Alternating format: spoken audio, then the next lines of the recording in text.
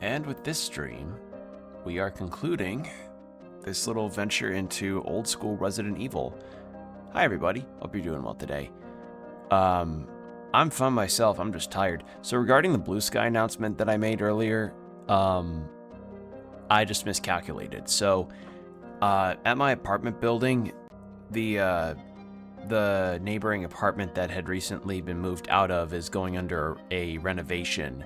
So I was wondering and a little nervous of like, I hear drilling and hammering. Does that mean I'm gonna have to potentially delay stream so that y'all don't hear just bang, bang, bang, bang, bang in the background? But no, it turns out they all left like a couple hours before stream started, so all was well. And everything just arranged fine enough. Yeah, hope you're all doing okay. I've been seeing some shit news, I'll tell you what. One news in particular that made me so fucking angry. Like, not angry as in like I'm raging hard, but angry in like a simmered newspaper article kind of angry. Like the kind of thing where you're like, where you read about it and you're just kind of like, ugh, as opposed to like screaming mad. So I'll divulge it later, but first things first. Hi, we are playing more Resident Evil 2 Classic, and we are in the final stages of the Leon B campaign. And last week we left off, we were in the underground lab. And with that in mind, with the underground lab, we just got the power back on, I think? We also got a bunch of other stuff.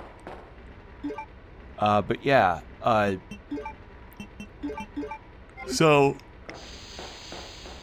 the news that pissed me off was, so y'all know, routinely, that I've done on stream is get really upset towards Crunchyroll with how they handle their anime streaming and monopolizing the Western anime market and generally just being really anti-consumer by way of like all of their policies, right? Like I've talked about that ad nauseum on stream.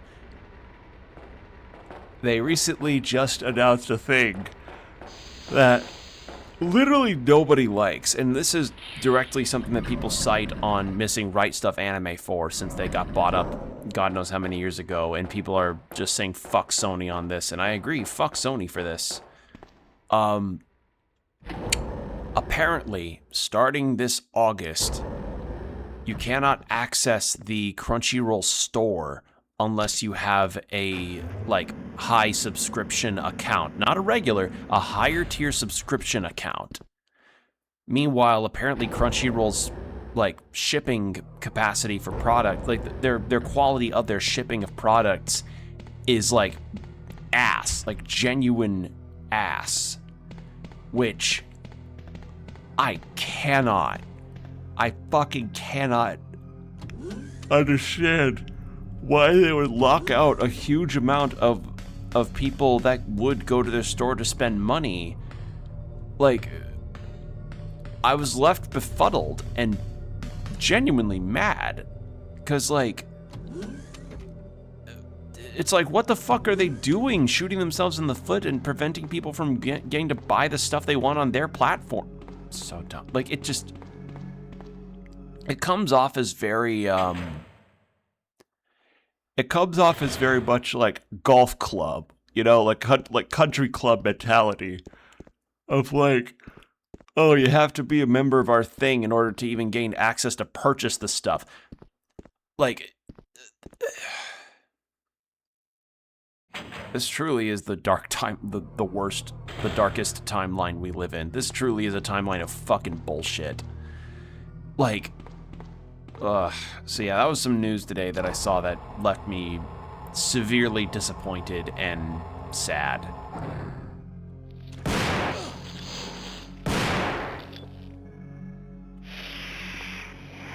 Anyway, yeah, so we are finishing this, and I will say, something about this game that I really have grown to appreciate is just how breezy it is.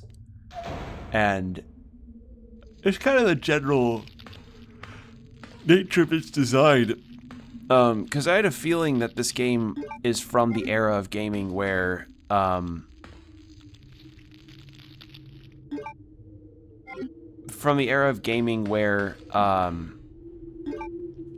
games did not have, like, the most amount of content, at least in terms of their story, but at the very least were very replayable and had a very, like, streamlined design.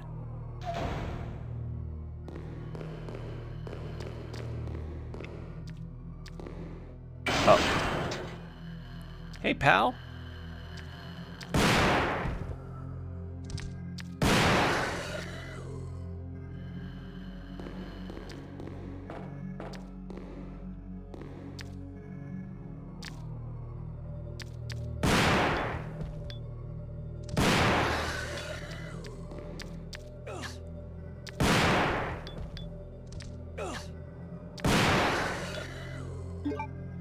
I really don't like those things.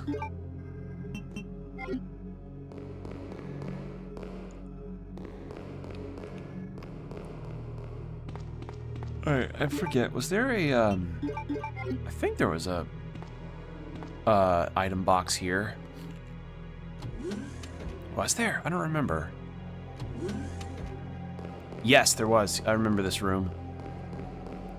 Because then Leon can check the TVs and monitors and shit. Or the map, rather. Get the laboratory map. We're gonna put these away. Because I have a very, very sneaky feeling that maybe, just maybe, I need to gather up a bunch of green herbs together for a boss. But yeah, I'd also been seeing the news about how the CEO of, the new head of Xbox is, like, doing something with the federal government regarding AI research, and that motherfucker. And it's just like, yeah, truly now this is a timeline that fucking blows. Like, in some ways, this timeline's got some cool stuff to it. I actually recently saw the teaser for Siren. You know, continuing on the anime subject line, which that still fucking blows my mind that of all manga from the 2000s to have gotten anime, fucking Siren. Like, I was in a Discord server discussing it, and somebody who also read the manga as a teenager was like, what the fuck? Fucking Siren got an anime?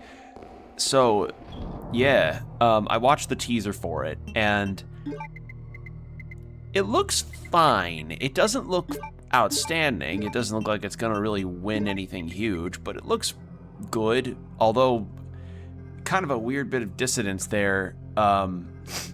So if you don't know what Siren is a manga, as I mentioned, from the 2000s that was in Shonen Jump way back when.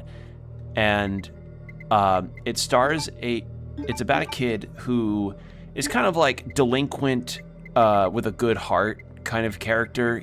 He helps solve troubles for people, and all they have to pay him is like 1,000 yen? Like 1,000, 2,000 yen, I think.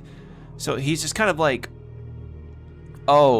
this guy keeps, like, you've got like a stalker or something. Like, I think that's one thing that he helps out with, is that, some creepy guy is stalking you. I'll go Kiryu style kick the shit out of him, like that kind of thing. Or kind of like the start of the first Deadpool movie, I guess is the way I'd describe how he runs his business, quote unquote. And through school and through hearing about it from some people around him, he learns about this weird phone card that you can get to use at phone booths. Now, I don't know when phone booths started to be phased out in general, let alone in Japan. But in 2006, they were probably definitely still around, or they were most likely still around. So, main character takes the the phone card, because like the way that they had it work, since Japan has a lot of like card-based transactional sites, like how you have Suica cards to use at gas stations and some retailers and train stations to get yourself lunch or something. It's like a card that has a set amount of money in it that you put in, you type in a number, then you use the phone booth. He puts the card in and calls the number that's on like the receiving line, or that's, yeah, receiving line, and then suddenly he's transported to this desolated, like, post-apocalyptic hellscape. And why do I have 49 Magnum rounds? When did I get 49 Magnum rounds? That's a puzzle to solve for another day. Anyway, so he gets transported to like a completely like blasted apart hellscape, doesn't know where he is, doesn't know what's happening, and there's monsters everywhere, and one of his classmates is around with a katana, and he's like, what the fuck is happening? And then after all of that is done, after he figures out how to get back to where he figures out how to get home, he gets home and then realizes that he's developing psychic powers after he undergoes a fever and a nosebleed. He just starts developing psychic powers. And he then teams up with other people that he's met that also went through the blasted hellscape, came back and got sick, to figure out the origins of the hellscape and, you know, why it's there. So, yeah. 2006 series. I remember it having some pretty good action, and I like the characters. And the series also has probably one of the most like primo waifus that you'll encounter in old school shonen. And I predict that maybe she'll get shared around a bit on social media as like a fan favorite. But yeah, I liked it when I read it as a teenager. I'd have to reread it again, or, you know, hopefully watch the anime if I can even get to it, because unfortunately, you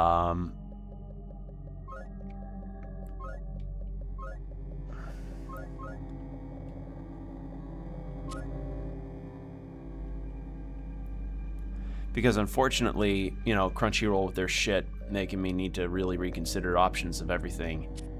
Valid for 24 hours. You know, it's interesting because after the destruction of William Birkin, Raccoon City, as far as I know, is just still there. But didn't they just... Was it always a thing that they would just destroy the city with a nuke in the original? I don't know. But yeah, to put it mildly, Siren... I remember there were some cool ideas and fights and powers in it, and I know the general big twist of it, regarding like the origins of the hellscape itself and what the objective of the main characters is. I'm being vague about the hellscape itself because, you know, it is a big twist on like what is this hellscape, like what is the deal here. And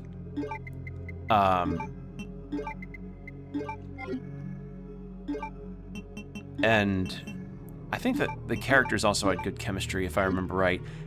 Again, it's been a long time since I read it. Like, I read it after it was finished as a teenager, and also that series, the manga itself is like close to 20 years old. When did it conclude?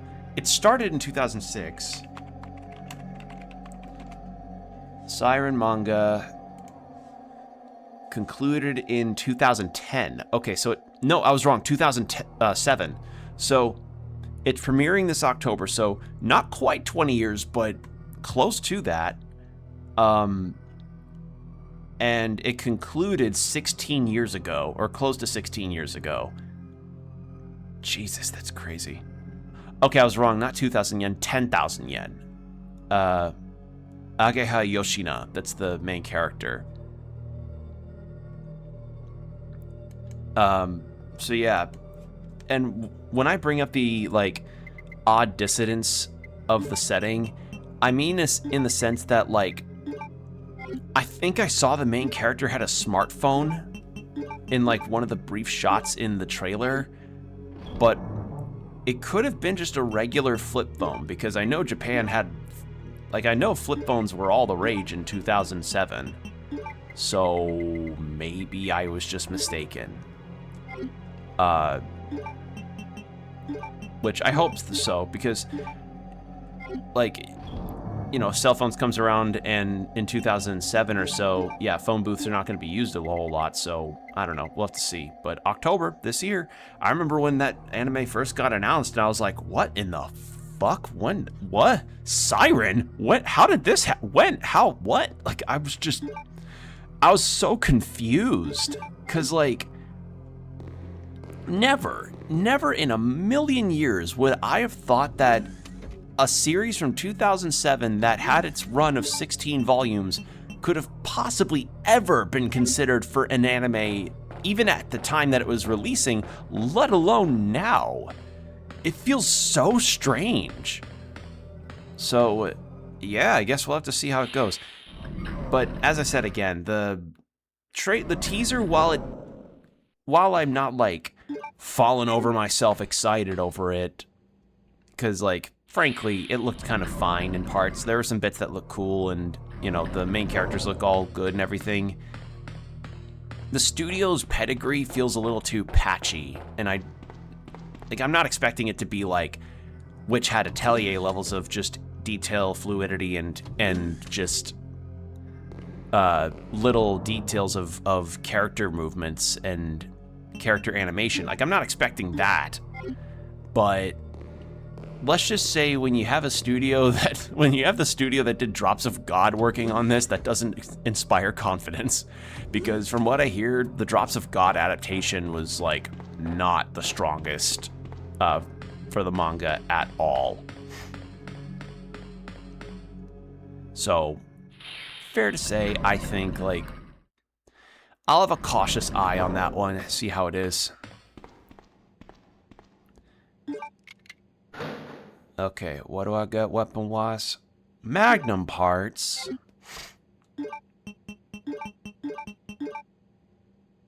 Yeah.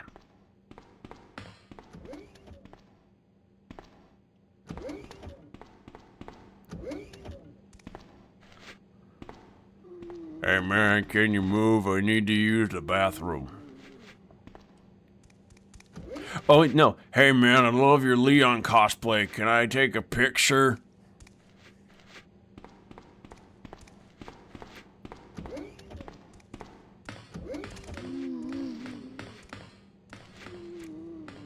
Okay, so we need to take this P-room key. That's a funny bathroom key if it's called the P-room key.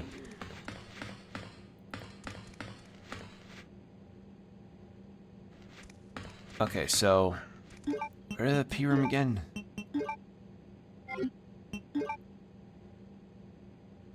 Access the power. Oh, the power room. Okay. Sorry, it's been a minute and my brain is like... My brain's kind of gone into, like, tired mode. Because this heat's been fucking shit. It's been so bad.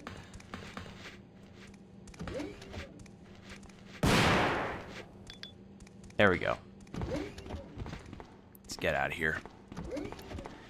Alright, so now we go to the power room. And you know what? Because I'm running low on shotgun rounds soon,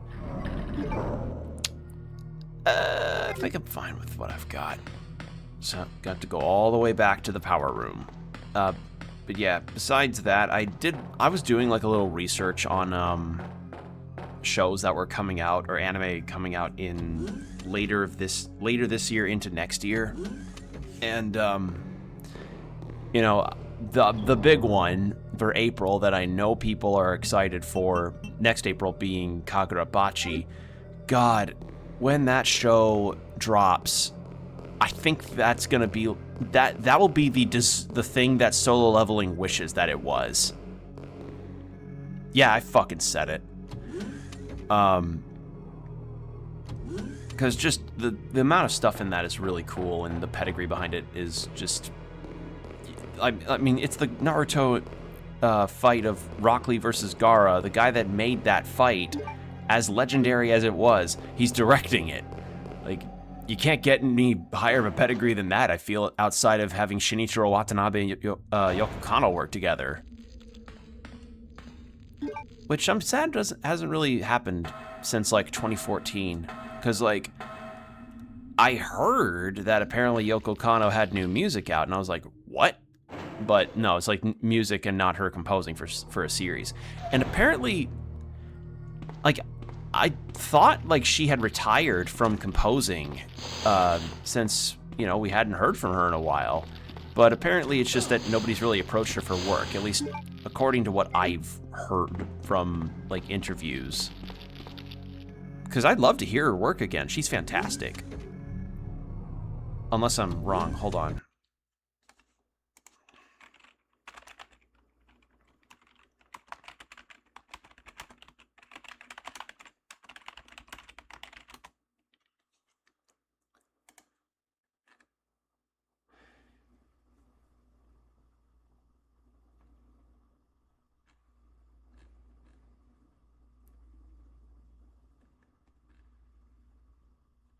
Trying to find, like, I might be incorrect on that statement.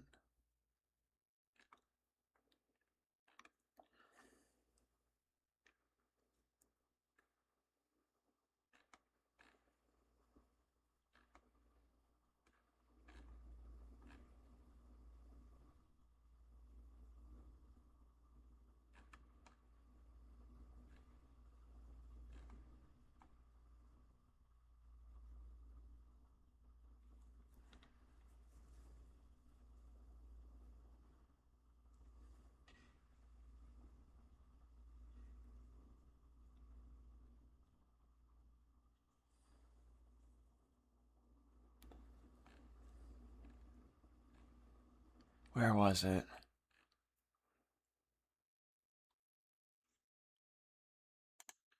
Like, I swear I saw a thing.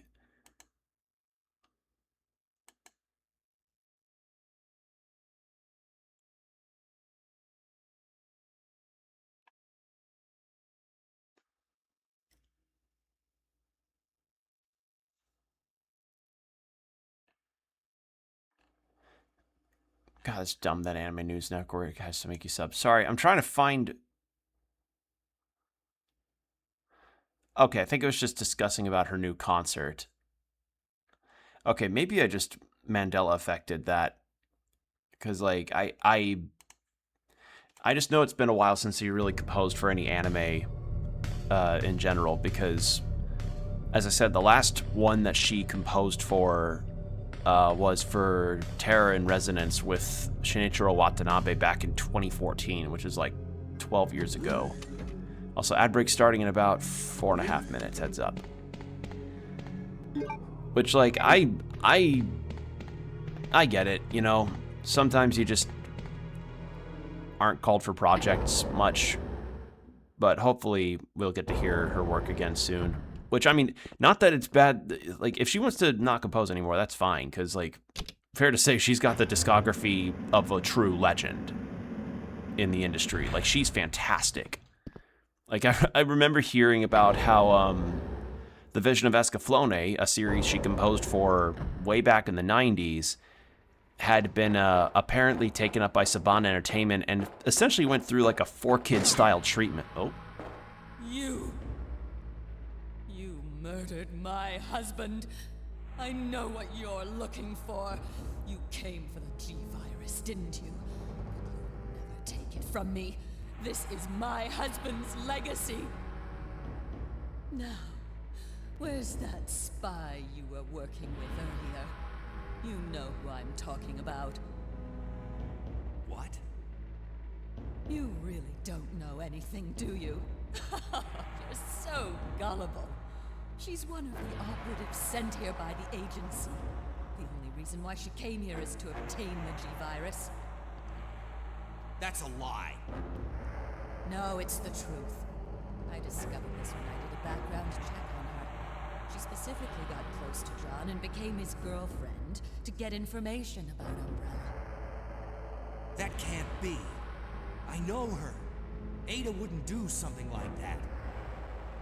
If you don't want to believe it, I don't really care. You're about to die anyway. Oh. Hello.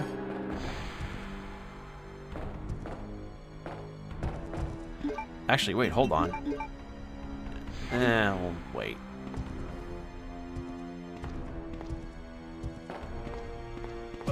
Ow.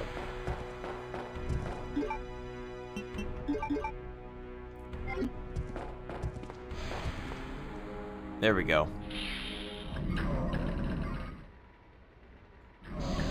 Sucker punched me. Alright, so, we're going this way. Wait, actually, let's get some stuff out of the...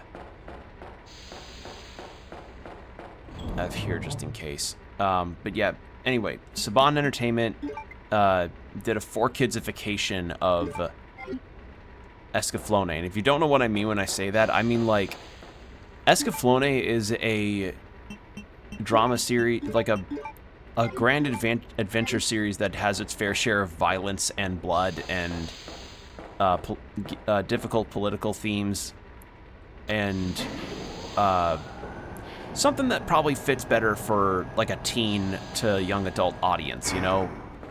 And because Saban was like, oh, we gotta make that kid-friendly for some fucking reason, they just go, let's censor all the blood, and for some fucking reason, they thought to change a bunch of the Yoko Kanno soundtrack, which is tantamount to fucking blasphemy on my part. Like, can you fucking imagine the audacity of being the person that takes out Yoko Kanno's soundtrack and then proceeds to put their own stuff in it? Like, you could put in some stuff that's genuinely great, but you do that to Yoko Kanno, that's like, I'm gonna give you a goddamn frowny face. I'm like, no. No, no, no, no, no. No.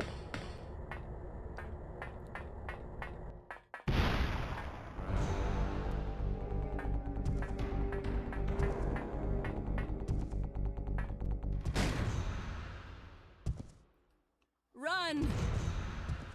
Ada! Ada!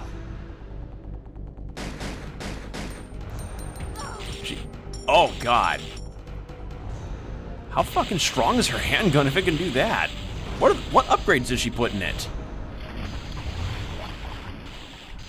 Alright, well, the ad break's actually starting soon, so we're going to go into 3 minutes of ads with an hour of no pre-rolls, so hydrate, stretch, do whatever you need to do. We'll be right back. And we're back. Thank you for your patience. Alright, let's see Mr. X melt again.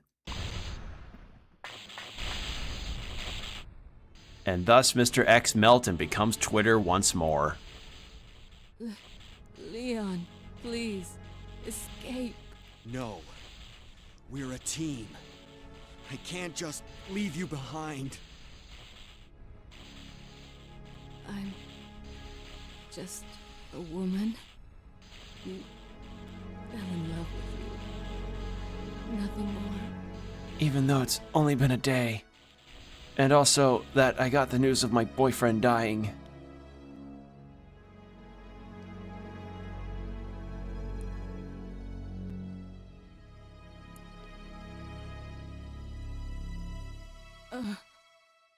Ada. No.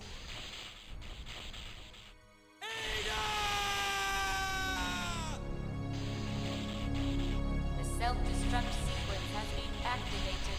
Repeat, the self-destruct sequence has been activated. This sequence may not be aborted. All employees proceed to the emergency car. Like, that's a detail that I'm kind of glad they got away, that I got away from in the remake of 2. But if there's anything that I wish, if there's anything I wish that we could get more of in future fucking Resident Evil games, is if we just kind of learn what the fuck Ada's deal is. Because, like, for so many years now, with Ada being a recurring character in 2, 4, 246 and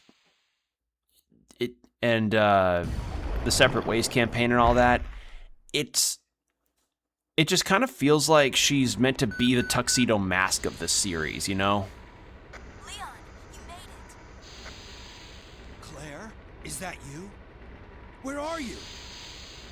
I can see you on the monitor, but never mind that right now. Leon, you have to go back and get Sherry for me. I left her in the security office. Please, you must save her. Wait a second. What are you gonna do? Where are you going? I still have a few loose ends to take care of. I'm counting on you. Hello? Claire, are you there? Claire! The security office? All right, yeah, we know where to go. So something else that I had done today was, so y'all know how shit the housing market is, right? It's just bad all around. But I learned that apparently there's like a home buyer's grant that can be given to people that are looking to get their first home. I don't know what factors are included on that notion, but a friend of mine who happens to be a homeowner, she told me about it and was like, yeah, I might need to look into that potentially if you want to look into getting a house. And I'm like, well, I mean, yeah. So I'm kind of like powwowing the idea with my folks, just kind of getting their input to see what they think. Because I live in a state that has, I mean, obviously housing's hard to fucking afford everywhere nowadays, but I live in a state that doesn't have the worst of it. Like my housing is, like some houses that are on the lower end can be up to maybe about 160K if we're looking generous on that front. Although I did find one fucking house that baffled me. So I was just browsing for homes, or like not 150, like 160, 70K, you know, like still expensive, but not as bad as some other places I've seen that go up to like 400K. But what happened was this. I look at this house that's like I've come to get you out of here. Claire is waiting for you. I can't hear you. The dramatic music's too loud.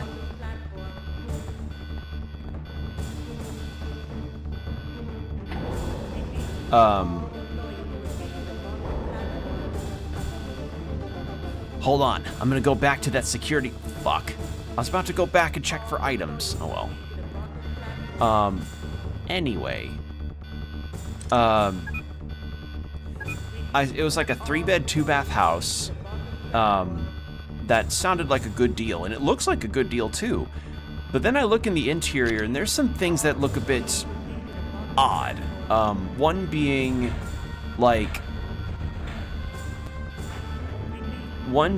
that some of the walls don't look the best, and the basement's kind of which I don't need a super finished basement or anything. That's not the worst thing in the world for me.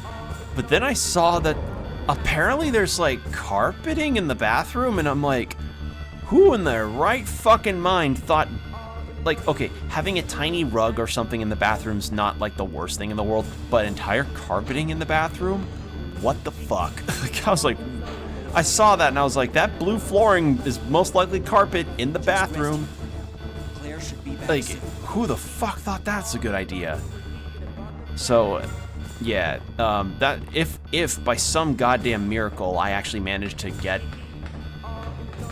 you know, that or any house, you bet your ass I'm probably gonna have to figure out how to get rid of that flooring and just put new flooring down or something different, because I don't like the boneheaded decision of like, oh, let's put carpet down in a room that really shouldn't. Like, imagine carpeting in your fucking kitchen. That'd be such a stupid idea. That'd be so stupid. Platform key. All right, we're gonna go that. And you know what? Oh wait, this is the power cell shit again. How about we do that? Oh wait, no, I need 2 spaces free. Fuck. Okay, you know, if we beat this quickly enough, I may actually try out one of the other modes that we can play in this game. Just for funsies, because I heard apparently there's like a tofu mode where you play as a giant walking block of tofu with a knife. And we did get a notification from the game about a mode that features the helicopter pilot from the first Resident Evil game as he's a zombie, which is something that we see anyway in the remake. Yeah, so just an idea. Oh wait, no, it wasn't in 2 remake, I think it was 3 remake where you saw him. I don't know, in any case, yeah, I've just been, I've just done a little house looking, and I'm not very particular about like, oh, it's either got to be my own home or if it's a townhome that's attached to another house. I'm not really picky about that idea. Like, if either way, if it's a home that has walls and is solid and 5 minutes until oh fuck. All right, well we gotta charge this shit up, and this might take a while given my time with the Claire campaign. I'm just gonna put this thing away, and I will take out the shotgun rounds. Put that there, put that there. All right. I've got 45 of these fucking rounds. I don't care. Like, am I burning a bunch of ammo? Yes, but this is the this is the time to burn the ammo. Yeah, did some home looking, and I also did a little bit of browsing for a cat. I just kind of looked around for potential pets, because something I would like to do someday is to adopt a cat from a rescue. Just, you know, have a cat, since I haven't had a cat in a long time, and I kind of miss having a cat. I miss having a cat a lot because I used to have a cat with my family before we gave him to my grandma, and he was the sweetest little guy ever. And, you know, times where I've interacted with cats via the cat distribution system kind of made me go like, shit, do I fucking like, is it really just destined for me now? All right. Hey, man.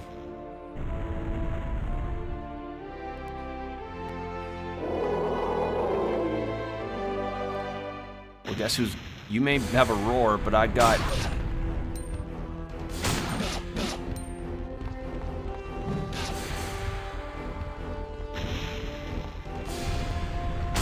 Here, use this. Ada, is that you? Ada! How the fuck are you alive? You got thrown into a power grid. Come on, pick it up, pick it up, pick it up. Woo!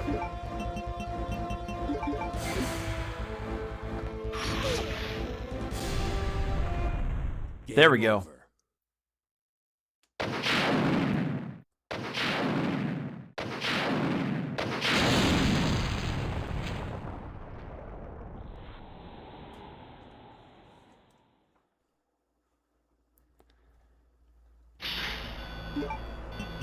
And just in time too, because I was in the danger with that.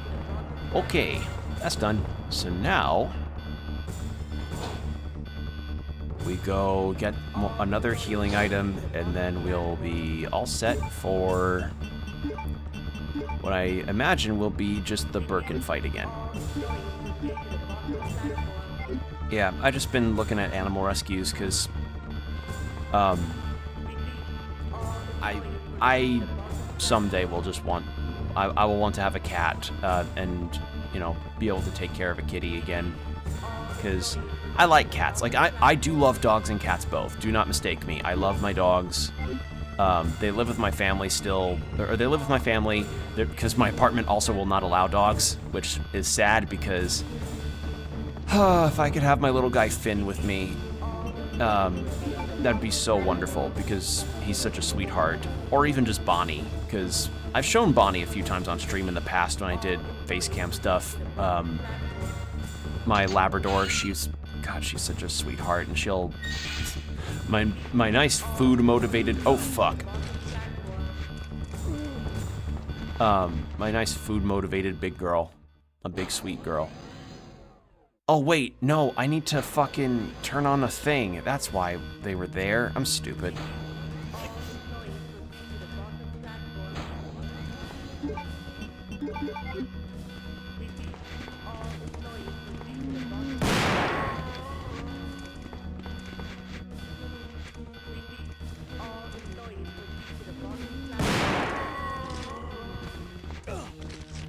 Oh my god, really?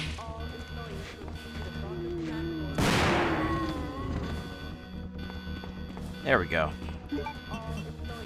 And then combine. Turn on the switch. Now it's open, then we go back and drive this thing.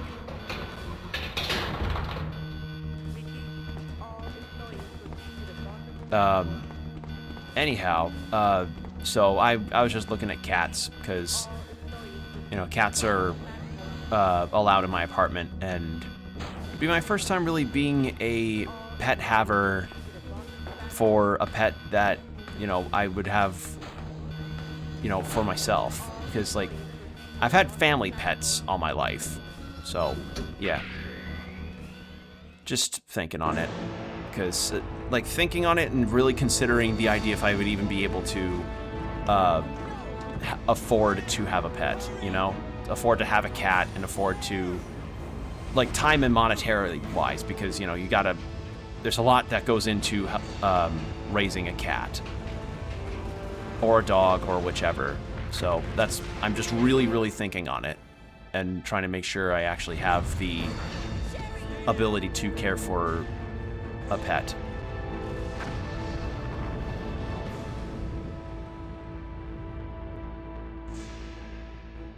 Sherry's unconscious. I have the antidote. If I give it to her. Just be careful with it, Claire. Claire. Hope it doesn't end up like a ketchup packet in a car ride. Sherry, wake up! Wake up! That's it. Like, imagine that. Imagine, like, Claire spends all that time making the vaccine only for it to explode in her hands like a ketchup packet in a car ride. Sherry, you're gonna be okay. Thanks, Claire. It's over. No. I have to find my brother. You're right. This is just the beginning. The beginning. And then I'll end up with a super fancy car in my late 40s and people call me a hot gilf. What? Leon, what are you talking about? And then I'll have a hatchet and be able to parry chainsaws with a knife.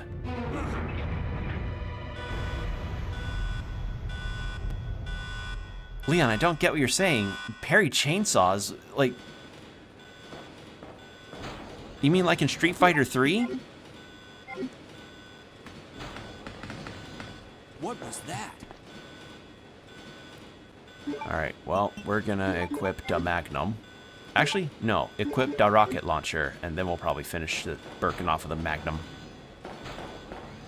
Warning, biohazardous outbreak imminent. The emergency system has been activated. This train will detonate. Repeat, this train will detonate. Okay, yeah, so train detonation, as opposed to, like, nuking the city in Resident Evil 2 Remake. What's wrong? I don't know. The door won't open.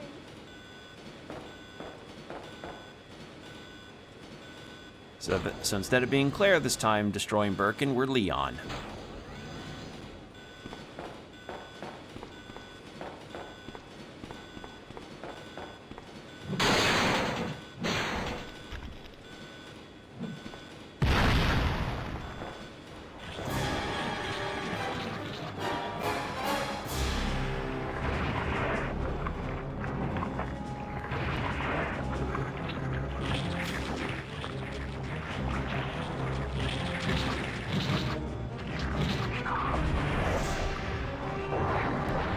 it's the Broodmother from Dragon Age Origins.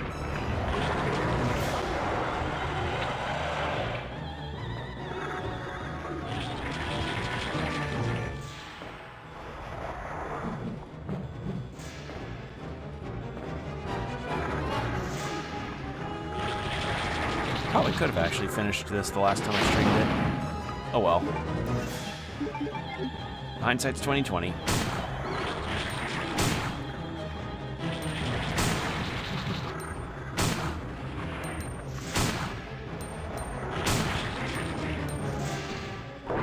There we go. This is why you save your Magnum rounds, people. And I still have got over, like, 30 something to spare.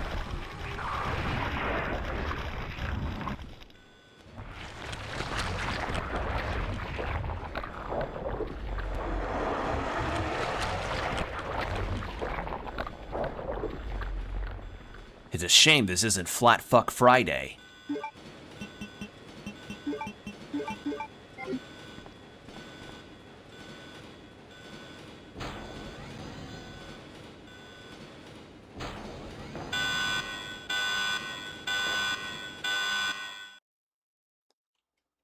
All right, that should do it. Warning, warning. The self-destruct system has been activated. Each train compartment will detonate sequentially. Repeat, each train compartment will detonate sequentially. Claire! Stop the train! I can't. The door to the control room is locked. Claire? What is this? Stay back.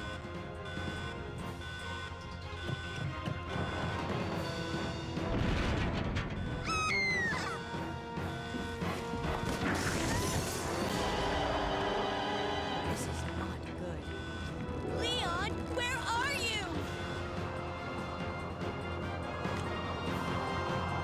Wonderful. I don't have a high-frequency blade like in my favorite action game, Metal Gear Rising. I can do it. But come and get me. I'm right here.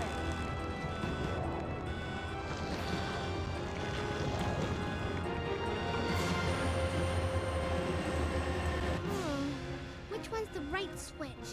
Maybe this one? Sherry! Leon! Ah!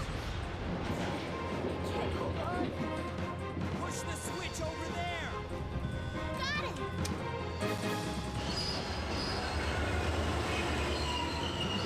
Press that red button.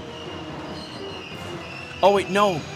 Claire from Bacano. If he was there, Birkin would be done in like 2 seconds. I'm okay. Where's Claire? The rail tracer. Claire? Claire! Right here. Claire! I guess we all made it. They just won't quit. Come on, we have to get out of here. Run!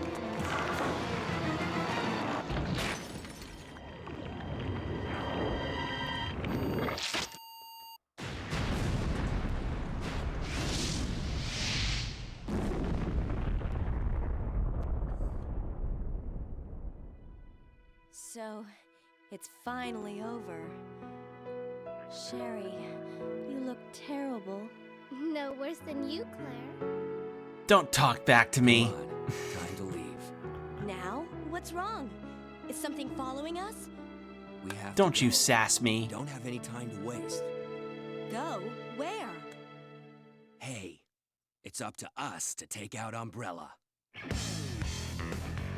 All right, and that's it. That's Leon B. So my overall thoughts on this game. Very nicely designed and very streamlined. And honest as I said earlier, this felt like it went by really quickly versus most of the other times I've played a Resident Evil game. So I don't know, maybe someday in the future I'll try out Resident Evil 1 on PS1. Yeah, why not? Resident Evil 1 on PS1 to see just how janky it may feel along with the voice acting, and then Resident Evil 3 for PS1. I think I may just skip 3 Remake though, if I'm going to be honest. And as I said prior to, finishing, like prior to this stream, I did talk about it before, but I really don't think I would ever find myself playing Resident Evil 5 or 6. Those I'm just going to probably not ever play. Requiem is on my list of games I would like to play to kind of help round out the series more. But, you know, with how... Oh, yeah. Also, cannot forget, rest in peace, Paul Haddad, voice of Leon Kennedy in this game. Rest in peace to him. I'm trying to remember what my train of thought was. Okay. There's Village and there's Requiem. That's kind of... There's Village, Requiem, and I guess Code Veronica now with the remake coming out, too. So, we'll see how things go on that front. Given the situation, though, with Resident Evil, the next game that I will play, though, I'll probably want to play the second game remake just to see how it compares, because it has been like 7 years since I last played that original game, since I last played the remake. So I think maybe going into it some point in the future with, you know, this game under my belt now, just to see how the differences are, and to just see how it holds up versus this classic version. So yeah, good game, very fun classic Capcom stuff. Bangin' credits theme and all. Probably, I don't know how my rank was in this game. With all the healing items I did, probably wasn't that good.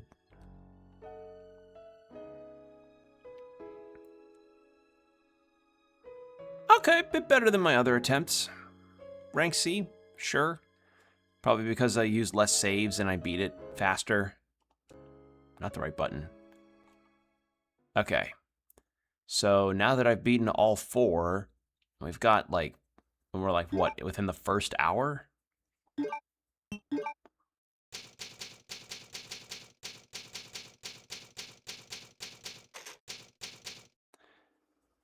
Now I'm kind of wondering, what? You can play another scenario if you make a new save data. You know what? Why not? We'll peek our heads over in the new scenario data. Just don't know how it's supposed to activate.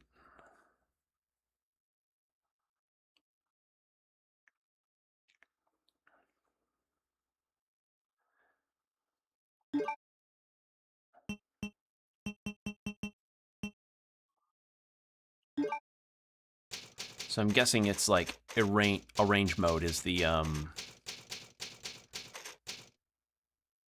is what I'm supposed to go through. And there he is. Yep, there's Brad. STARS member Brad became a living dead. He's roaming around somewhere in the police station possessing a special key. Find him and help him rest in peace. Reach the police station without getting any items. You know what? Fuck it. Why not? We'll give it a try. We've got time. I'll probably keep it to like 2.5 hours, I'd say.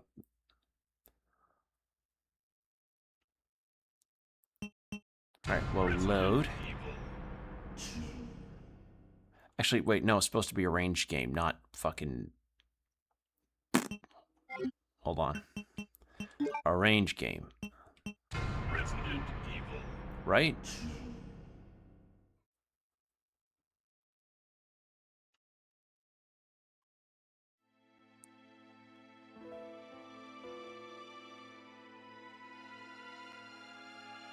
A bizarre incident occurred.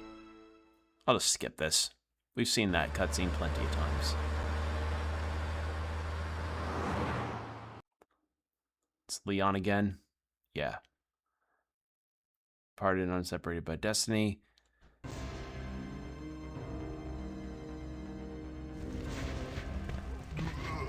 Oh, hello. Oh! Infinite submachine gun.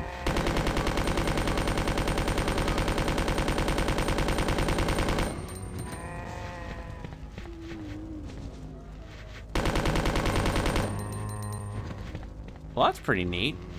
Oh, shit.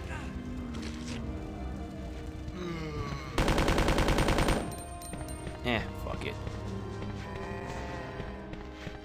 Plus, I don't have to conserve my ammo in this, so that's nice.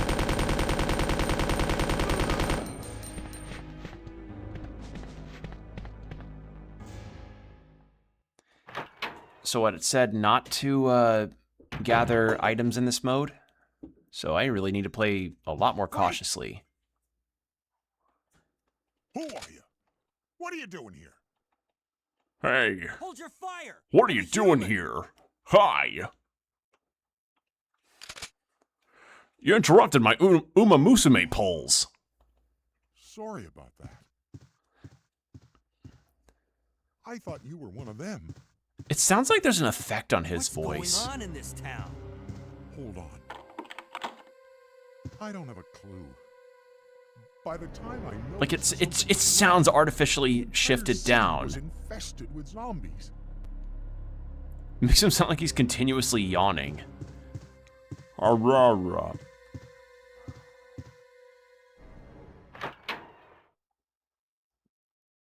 What if I just skip this cutscene and not watch him? Oh! I didn't notice that detail. Neat. Interesting.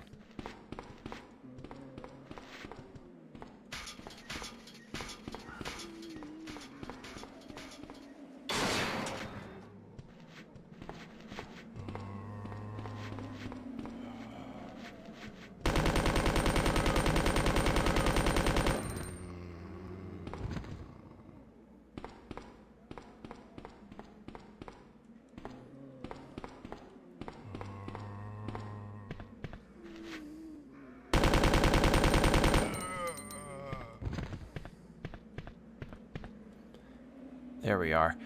See, now this is, so with this arrange mode stuff, so this is a mode where we just have an infinite submachine gun. Is this the mode where I'm not supposed to be picking up items and then I encounter Brad to get that special key, or am I I may be mistaken.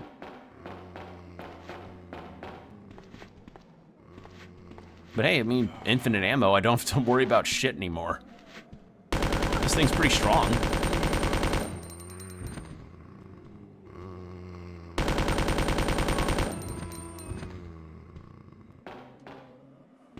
Handy. And honestly, this is the kind of shit that I actually really like in games that come up where they just have like infinite ammo weapons or some kind of cool like incentivization for you to keep replaying the game and unlocking stuff. I think it was Dead Space 1 that had a infinite ammo foam finger gun weapon that released like bang, bang, bang, bang audio, like somebody saying bang, bang, bang, bang when you shoot the gun, which, you know, when games just kind of when horror games just also let you be a little silly. I don't know if there's any silly upgrades you can get in Requiem, but no, you don't. But I just know for certain that in Remake, there was also some cool upgrades you could get. Like, apparently they had the return of the infinite ammo Tommy gun and like the 1930s outfit with Leon in a fedora.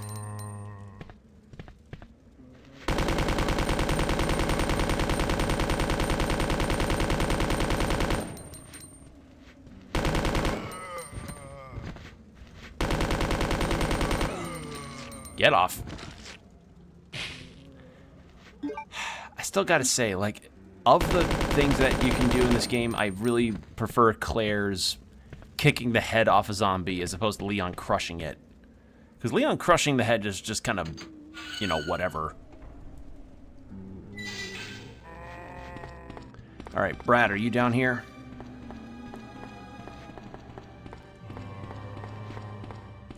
No. I guess I didn't pick the right arrange mode?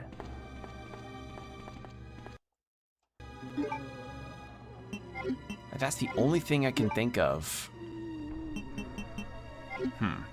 Alright. Well, in any case, we are at least trying one of the modes out. Pretty cool.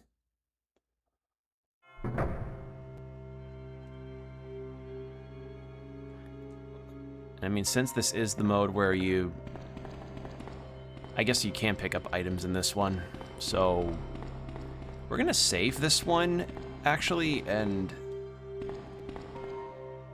see, like, probably get back to the main menu.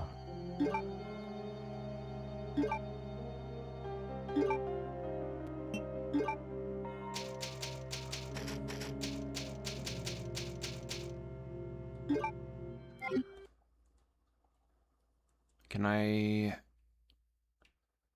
Nope, can't change it. Wait, I can change the aspect ratio? It's a little wide. Eh. Oh, I can go, like, super stretched out. Oh, I can go super tiny. No, this was fine. Change region? Is there a difference in changing regions? Huh. Alright, well, now that I know this is a thing, I guess, because it mentioned the Brad mode, so if when it said start a new save, did that mean, like, load a game in the new save, like, normally, or what? Oh, man. Can I skip this? Who are you? Oh. No, you I must can't. Be the new All right. guy. Leon.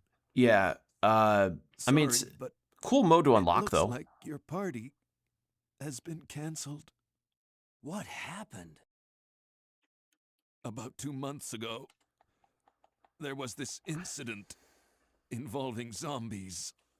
Because, in a mansion located in the outskirts of honestly, the having city. these kind of unlocks is really fun. Chris Because most of the time with unlocks in discovered that Umbrella was games I've behind encountered everything. have been a bit underwhelming They from my risked their experience. lives But to reveal the truth. I mean, hey, infinite But ammo gun, no that's pretty one cool. Believed them. Not long after that, all this started to happen. Hang in there. Don't worry about me.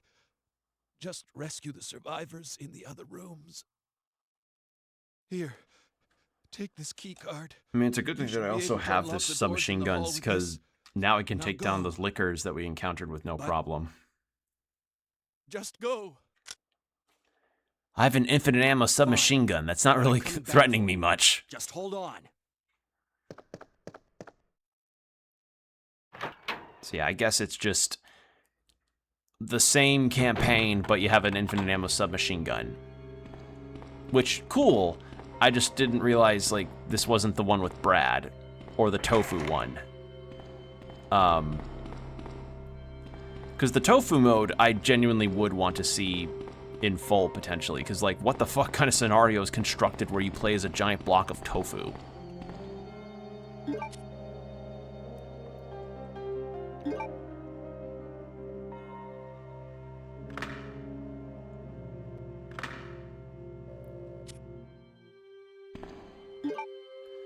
Alright, that's done. We'll get into that room and then we'll put everything back the way it was.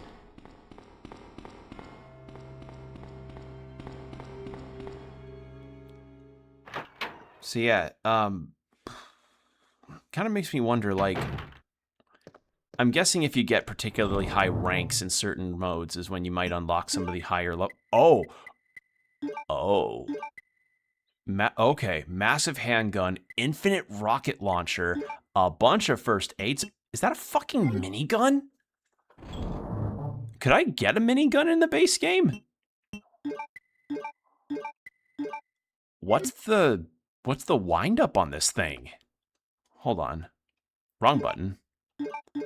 What's the wind up on this thing? Can I aim up or down? No, that's the drawback. Okay. So I can only aim ahead, so if an enemy's on the ground, I could just kind of get my ankles bitten at.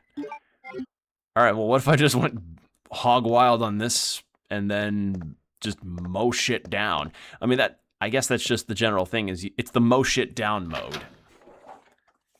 Which I kind of have been doing already, but hey, given free reign by the game, I may as well have fun with it.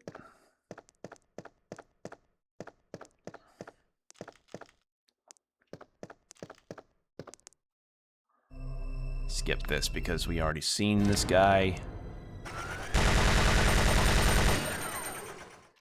Jesus, that's like... That did not take long at all. I guess maybe the minigun is just an unlock. Pretty cool, though.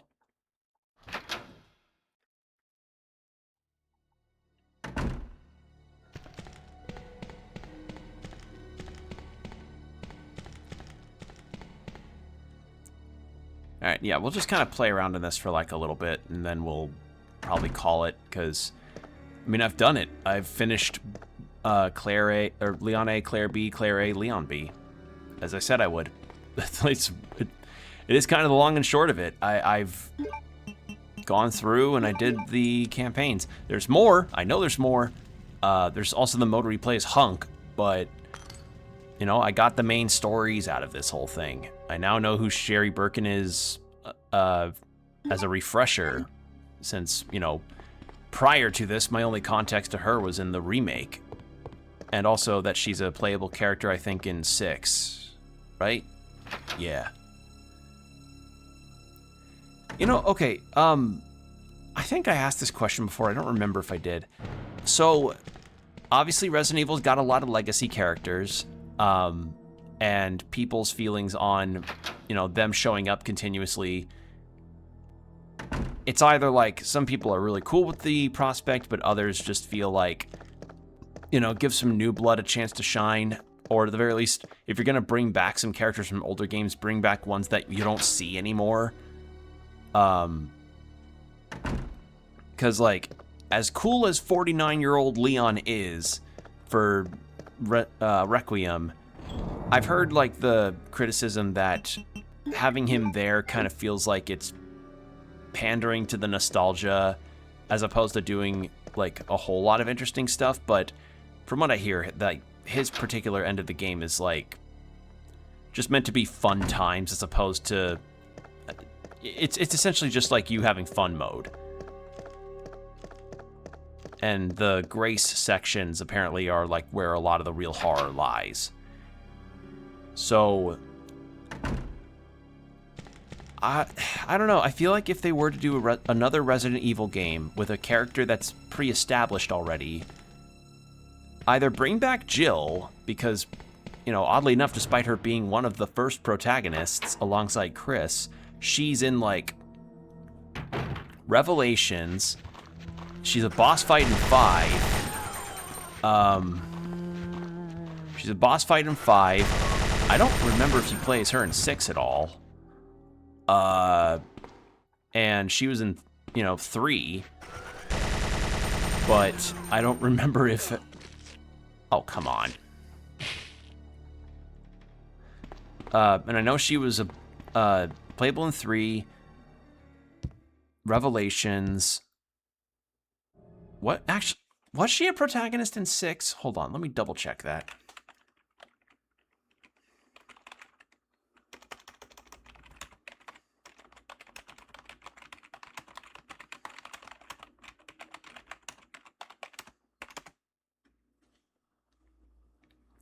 Okay, yeah, but both Claire and Jill were not in Resident Evil 6.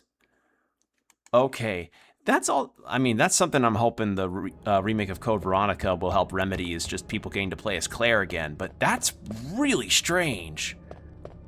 Like, yeah, Jill's just kind of dropped off the face of the earth in terms of the grander scope of Resident Evil's narrative, because, like, or at the very least, just her being in video games, because, like, last major appearance was in the 3 remake, and since then it's just been radio silence for her, which sucks, because she's cool. She's the master of unlocking. But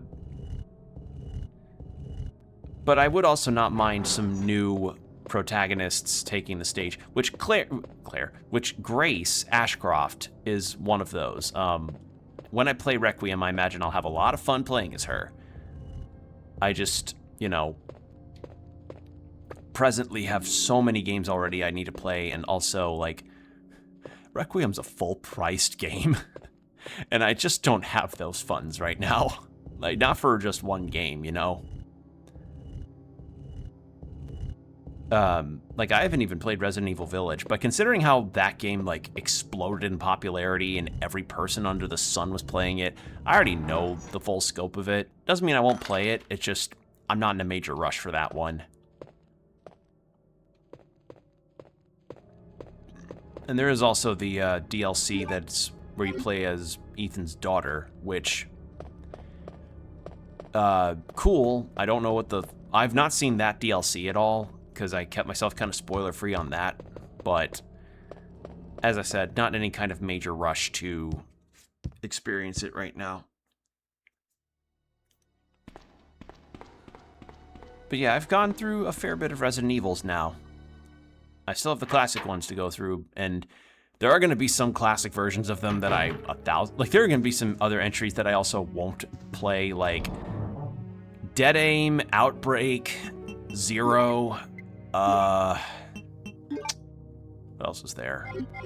There's Dead Aim, there's Outbreak, there's Zero, there's maybe Revelations 1 and 2, because like I heard those are fine, albeit they kind of devolve into the Resident Evil 6 action type of format, which is weird because from what I hear, like the first Revelations game apparently takes place on a boat. Like, well, majority of it first parts of it take place on a boat and feels as classic Resident Evil as you can get, with more like crustacean-looking monsters that looked really freaky.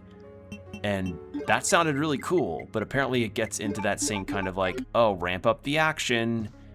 I don't know. So, fair to say, like, where Resident Evil will, with the channel here, will go is like, definitely will play PS1 version of 3. Definitely gonna revisit the remake of 2. I've played 4 original, I've played 4 remake, I've played 1 remake.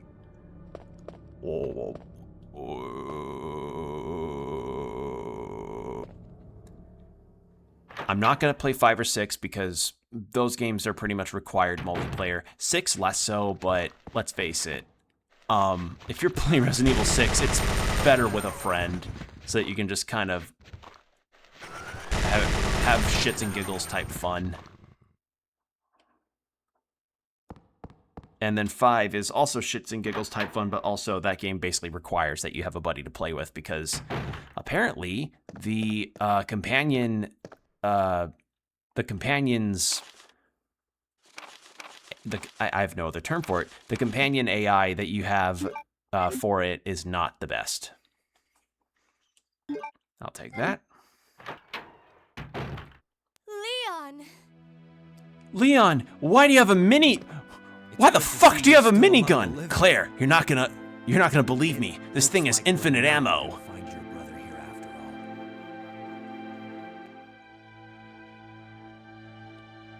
Is that an infinite submachine gun too? I got it off of Craigslist. There's no reason for us to stay any longer. Actually, speaking of Craigslist, I found out something really interesting. So, y'all know I like my garage rock and my stoner rock and my punk music. And a band that is like all of those things and more for me is one called Teen Mortgage. Really good band. That's like a rock duo. And I got curious about something because I heard I don't need the shotgun. I heard an interesting fact about the band and their creation, that apparently the lead guitarist, one James Guile, had apparently like come from the UK to Maryland. Hey Combo, we beat Leon B campaign. Now I'm kind of just fucking around in one of the extra modes, and one of the extra modes that I unlocked is the ability to have a infinite ammo submachine gun, an infinite ammo minigun, and an infinite ammo rocket launcher. How are you doing? I'm just talking about the origins of a band that I've been really listening to a lot of lately. That's Leon, yeah. That's Leon. It's odd that I only ever got to shoot the screen once when I played through this game. anyway, Teen Mortgage. So, lead singer, doing all right? Glad to hear it. Hope you're staying cool in this fucking bullshit hot weather. Lead singer, moves from the UK to Maryland and apparently puts out a notice on Craigslist for a drummer. And the drummer of the band just shows up, and they've been apparently just now doing music together for 8 or so years, because that happened like back in 2017.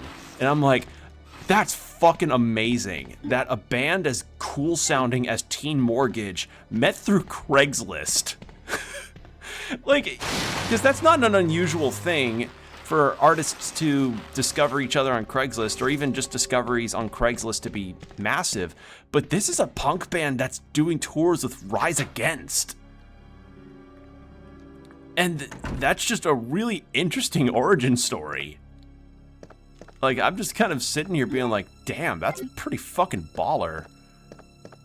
But yeah, I love Teen Mortgage a lot. Really good, really, really good punk band. Like, I often have some of their songs, like, in my head a lot. In particular, Sick Day,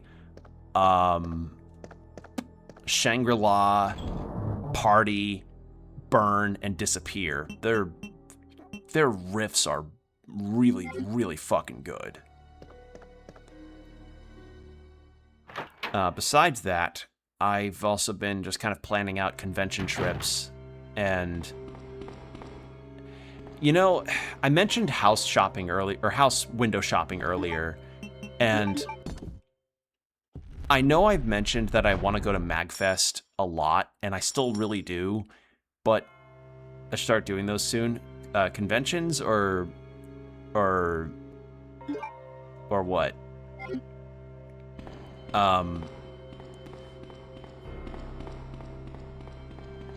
But I think on it more, and I'm like, man, house shopping you probably mean. Yeah, if somehow I actually manage to get on the ball this year about having a grant that lets me, you know, get a house, I may have to not do MagFest, because that's like a lot of money to sink into fixing a house up. And conventions, job seems legit. I feel good about it and can afford things. Yes, please, that's awesome. I love to, like, that'd be awesome. Because cons are fun. They're very, very fun. I have been seeing just updates upon updates of a local convention that I plan on going to in September that I'm really excited for, because some guest announcements that well, not announcements, but I updated myself on the guest list, because I was like, I know Travis Willingham and Laura Bailey are going to be there. I just didn't know who else. Depends on which ones you go. We could possibly plan a meetup.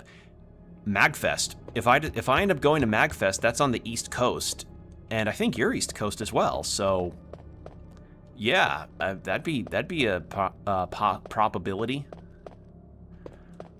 Another one that I am also considering, I don't know, not this year, definitely not this year, but maybe some year in the future, MomoCon in Georgia. Because I hear MomoCon is like one of the best run anime conventions that's out there. Like, I hear it's very, very good. And I've never been to Georgia, so that'd be one on the list for me to go to. And you know, despite the shit that I tend to hear about Anime Expo, someday I would love to go to it once. Not like every year like I see some people do, but it for certain would be a con on the list for me to attend at least once, because it just seems like there's so much cool stuff there, and it seems like there's so much in the way of like industry news that passes through, all sorts of cool cosplays to see, and I don't know, it just seems like it'd be very fun to attend.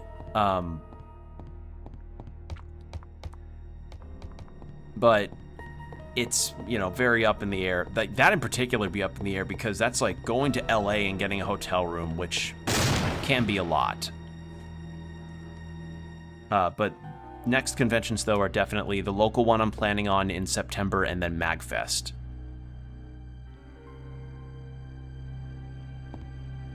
So let me know if you have any ideas in DMs. Most likely going to have Friday through Sunday soon. Yeah, like... Well, MagFest I know is a 4-day convention, so... The idea that I would have is to go to MagFest... Wrong direction. The idea I have would be to go to MagFest for, like, Wednesday through Monday. Since, like, I would want time to, you know, get off the plane and then hang out for however much time I may have in National Harbor. And then from there, I would just, you know, go to the convention and see sights, meet people, do stuff. And... Is this not how I... Oh.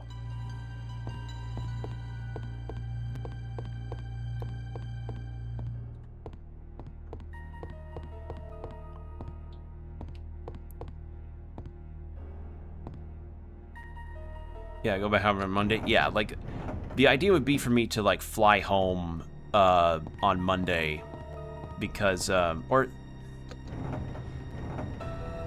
Yeah, the idea would be for me to at least fly home because I live in the Midwest. I don't know how transportation system works, like, because I know you can travel through some states on train systems in the East Coast. I just don't know how far you can really go because, like, I don't know how far, like, I know for certain you probably couldn't go from New York to Florida, but I know for some you could probably go from, like, Virginia or Pennsylvania up to National Harbor.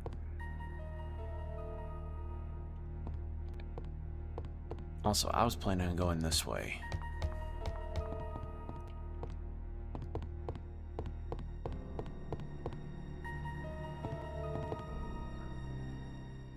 But yeah, that's if I decide to... That's if everything works out and I manage to go. Because the thing is like...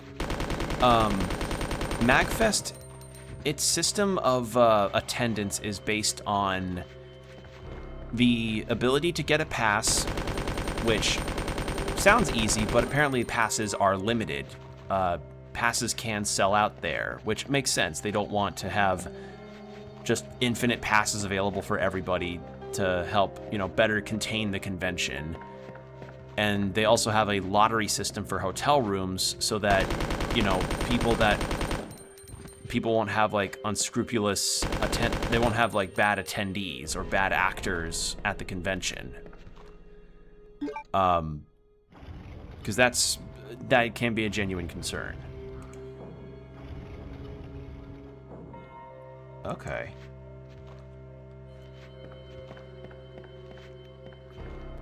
Yeah, it's just a lot of thinking on my part, because, like, I just hear so many positive things about MagFest, and a lot of content creators and people that I respect a lot go to that con a whole bunch near every year. So, it's an idea. That's just, you know, rattled around in my head for a bit. The time and money just have not been available to me, but it might be available this year. I'm gonna put these back. And yeah, I'm not really concerned. I'm not gonna try and beat this mode. This is just kind of fucking around for fun, you know? We'll probably, after the next ad break, which is gonna be in about 30 seconds, we'll be live for like another hour, I'd say, and then we'll be done. Just want to see how far I can go with infinite ammo guns.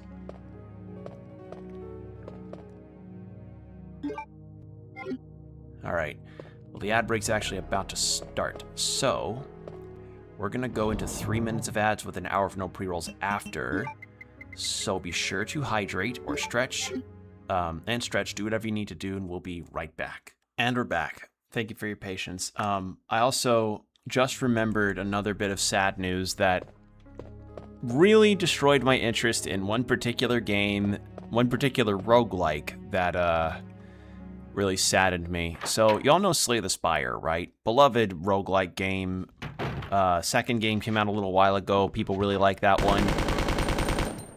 The devs had one of the main developers, or one of the heads of the development team had recently made a statement in an interview.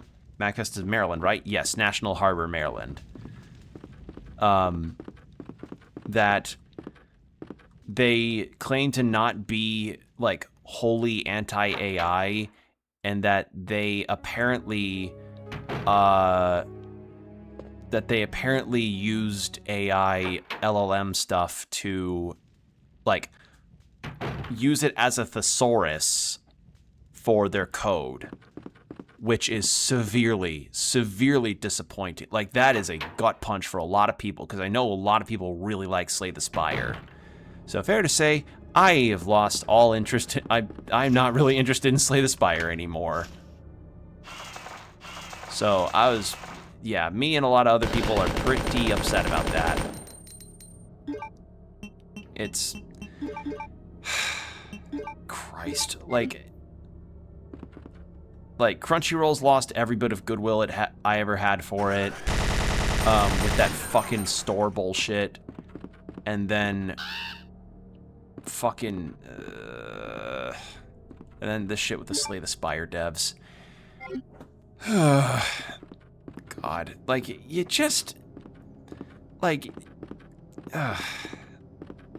it's a headache. It's honestly a headache. Like, it's, again, image of the guy looking depressed on a step to an apartment complex smoking. Like, that is my face that is my mood whenever I see, like, someone builds up so much goodwill and then just fucking takes a gigantic corn kernel diarrhea shit all over it. I'll see. All good combo. I don't know. We could probably arrange a meetup of some kind. It's just the albatross, but like the unknown factor regarding attendance of MagFest is truthfully the hotel lottery system, because you know, what you got to do is that you got to enter into their lottery system, and then you're having to essentially wait to see, like, oh, what lottery system do you end up getting, because you end up staying, I think, in Alexandria or near National Harbor, but the trade-off of that is that if you do get in and you do end up using the lottery system, you end up getting to use the metro system, like the bus systems to, whoops.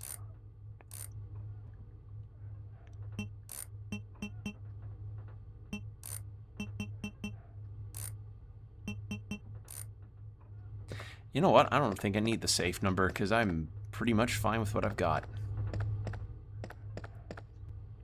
All right, and this goes back out to the thing, the main foyer. So yeah, that was a bit of news I saw alongside the Crunchyroll thing.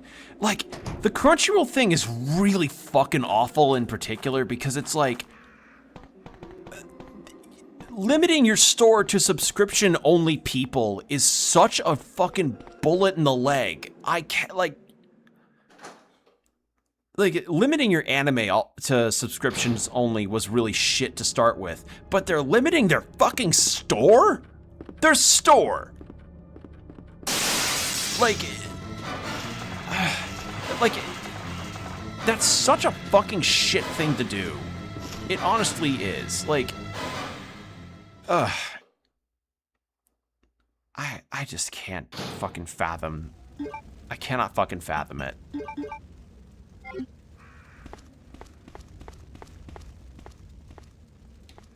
All right, I'm forgetting some steps of things.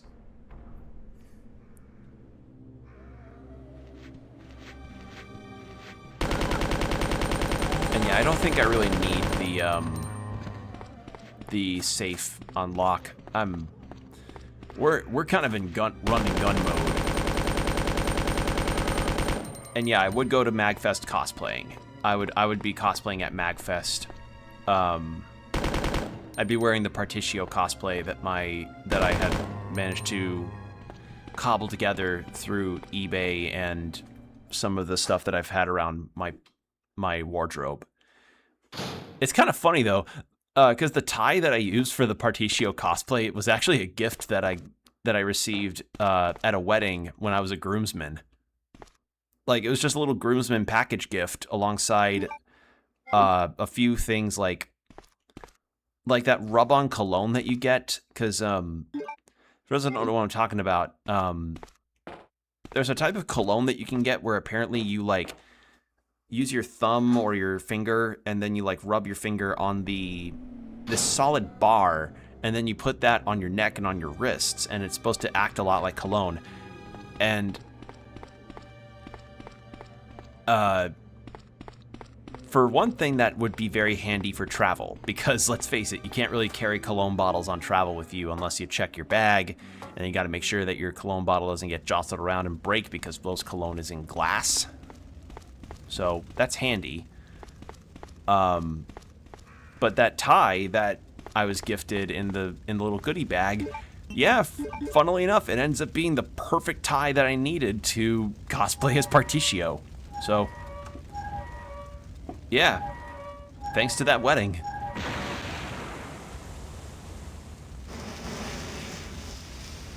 Although, I did do a thing a little while ago. So, I talk a lot about my love of cosplaying and how much I really enjoy just getting to dress up as a character, getting to talk with other people about franchises that we are dressing up from anything really. And something I always would like to do is to get a fully commissioned costume from a series that I really like. Because while I would like to learn how to craft some of the stuff that I could do for characters myself, that unfortunately is a time commitment and space problem that I just don't have. Because it's like, it's time to dedicate to, either sewing, crafting the props, and, just assembling it all together, getting a sewing machine, money to use on foam, on some power tools needed. And while you can do cosplay cheaply, I actually have a PowerPoint presentation from a convention I went to where it was a cosplayer guest talking about cost-effective ways for you to do cosplay, which is awesome. I'm really grateful to them for doing that. But unfortunately, it's also a time problem. It's up for some long time. Hey, Ice. Yeah, we just beat the both scenarios of both characters, and I'm just kind of going run and gun mode. I'm talking about cosplay, about the inquiry I put through for a commission idea. So yeah, because cosplay itself can be a time commitment thing. It's like a time commitment, a money commitment, and like and just a lot to do when, I already have full-time work to handle on top of everything else. I'm like, I'll see how much it would cost to commission a costume that would be just of extremely good quality. It'll be like good quality costume for me to reuse at conventions, just to see, just to see. Does not hurt to try. I go to one of the ones that's on Etsy that is considered some of the higher quality ones that you can go to, like for cosplay commissions. And the character I decided to put forward was D from Vampire Hunter D. Make sure the commissioner is local. They weren't local. They were not local. I probably could look at local places as well, but for this one that's recommended, this one wasn't local. And so D from Vampire Hunter D, I just thought, oh, like, all black costume, the hat, sword, boots, like, just to see what they would think of that. The quote that I get back from them kind of made me, like, reel back and, like, I shouldn't be surprised. I really shouldn't. But I was nonetheless very surprised. It would be just over $3,000 to get that costume done. And I was like, no, no. That's gonna be a no from me. And I had to let them down on that, being like, hey, and they were asking like, hey, would you want to do like a payment plan or something? Like maybe like 3 to 5 payment plans to get this done. And I'm like, I genuinely can't afford that. I can't afford that at all. And they were like, okay, we're sorry to hear that, but you know, think of us in the future. And I'm like, I will. That future's gonna be very far though. like, I'm glad I made the inquiry because it gives me a real frame of reference. Who needs tax money really? Might as well buy a cosplay. Yeah. Yeah. Someday, and I will consider them, because from what I hear, they are genuinely really good and are very highly rated. It's just, you know, that's a lot of money to drop, and that's multiple months' rent. That's like potential car payments. That's groceries. That's groceries and rent money that I just don't have to burn. Hence why I made it an inquiry as opposed to like anything else.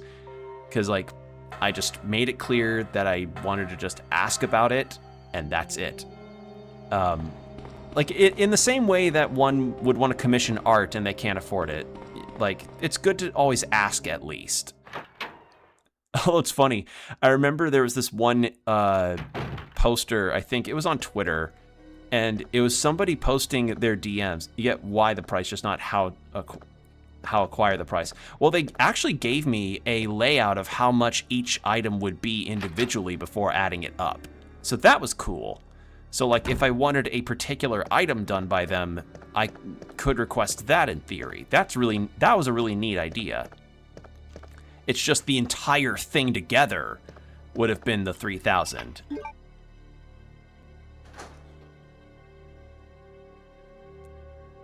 Trying to remember what else. What was I about to say?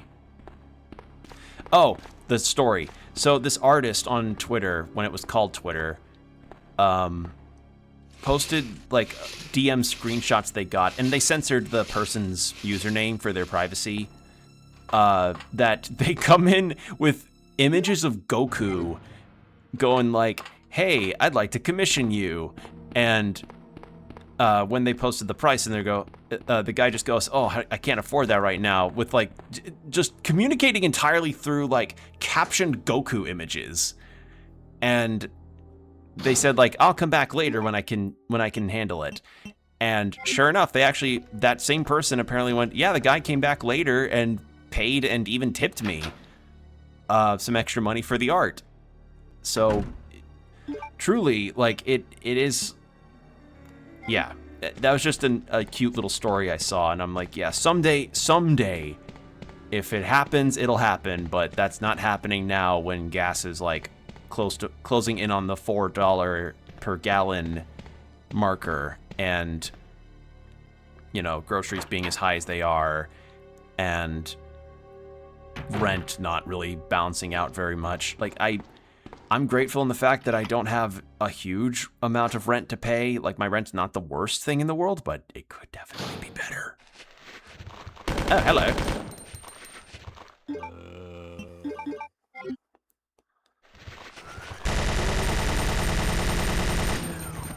There we go.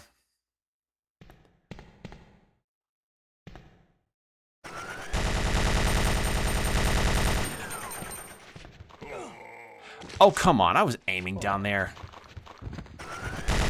Already over full where I am. Lucky I have a fuel-efficient car. Oh, yeah. I'm so grateful that I've got a fuel-efficient car that isn't, like, so... Like, I can't fathom having a gigantic-ass truck in this economy. I genuinely can't fathom that. Because, like, you think about the kind of people that have shit like that. Like the new Chevy Dodge 97 427 R2D2 coded Ram that has RGB lights and comes with a preset amount of truck nuts. Or no, it comes with a set of RGB truck nuts. And I'm just like, that thing probably has you paying like $50 each time you need to fill the fucking car up. Like, why? Why would you do this to yourself?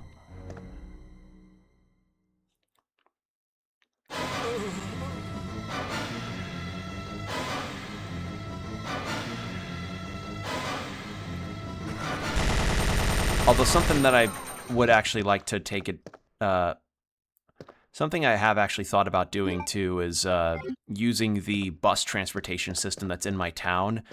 However, the sad thing is that that transportation system is done via, like, I think some kind of subscription plan. I need to look deeper into it, but it's like with my rent already being the way it is, I just can't. I can't afford to really do any subscription stuff at all. Like, there are some subscription things that I would love to do, genuinely, but I just can't. I can't afford it right now. Like, I'm surviving well enough as is, while I occasionally just get to use my parents' Netflix in case there's something I want to watch, like Free Ren or fucking JoJo's Part 6 when that comes out in September. Not everyone's lucky as Mr. Popo to have a carpet that gets 10K miles on the Soul Gallon. Yep. Actually, Soul Gallon would imply the notion that, like, some people just have more gallons to their souls than others. Chat, how many gallons do you think how many gallons of soul do you think you've got? Like, does it fluctuate, or does it kind of, or is it like set? You think you have 3? Yeah, I think maybe I've got 4. I think I've got 4 soul gallons. Also, wait, hold on. I should just use the crank when I'm up there. But yeah, we're going to be live for probably like another half hour, give or take. Because I wanted to fuck around a little bit in infinite ammo mode. But yeah, like, although there are going to be some economic changes that I'm going to be doing for myself to specifically spite a few companies. I know I am playing the PS5 version of a lot of games that I've been streaming or playing in my off time, but I am not going to be buying anything on PlayStation consoles again. Not until Sony either rescinds their disc decisions or, I don't know, something just changes fundamentally in the company that makes them realize, oh, we've been fucking up horrifically. Like, you know, not having their games be put on PC anymore. God, that's so, like, yeah. So, basically, my game buying now is just going to be Steam and Switch, pretty much. I'm not doing PlayStation game buying anymore. I've got a bunch of games that I already got on here before. Will they if the money keeps printing, though? I think if enough people do the thing of, like, telling them that they lost a customer, that they cancel their PlayStation Pluses, and just don't buy on PlayStation. Because the thing is that they want to cut out the retail middleman of game production. They want to cut out the retail middleman of game production, and they want to, like, just do away with the secondhand market, as well as, like, having to keep sending games out to retailers who end up taking some of the profit off. And, like, there's other people that are far more, like, better minded about the economy of it than I am, because, you know, I am just a guy that understands that having physical collections matters to people, and, like, frankly, physical games kind of stopped having the kind of import that it had after the PS2 era, but people still like getting physical games. I still like getting physical games. I literally have a physical version of Octopath Traveler 2 for Nintendo Switch coming over to my mailbox because I adore that game a lot and want it physically. Also because the VA for Oswald, one of the protagonists of that game, is guesting at that local con I mentioned earlier, and I want him to sign the copy because, believe it or not, he's also a streamer. If y'all know the VTuber Sayu, very well-known VA. He voiced Deadpool in Marvel Rivals, Oswald in Octopath 2. I think he recently got a role as a character in that new series from the Fullmetal Alchemist creator. So, yeah, that's exciting. What was I doing? Is there a diamond key door upstairs? I think there was. No, it was this way. Oops, my mom's calling me. Give me a second, everybody. I'm gonna mute.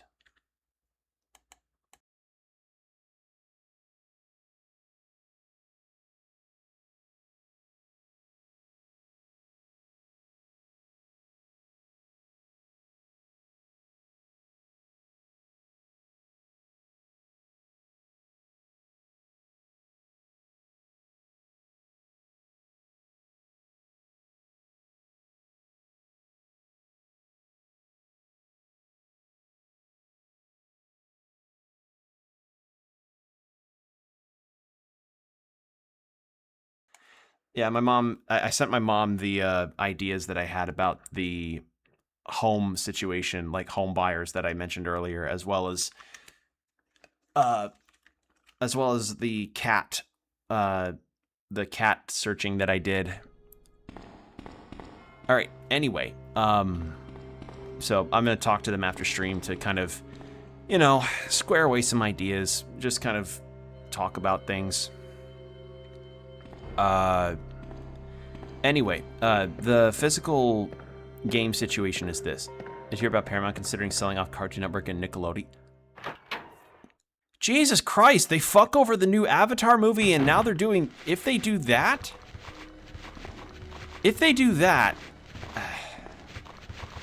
Jesus Christ, animation really gets shafted by executives horrifically.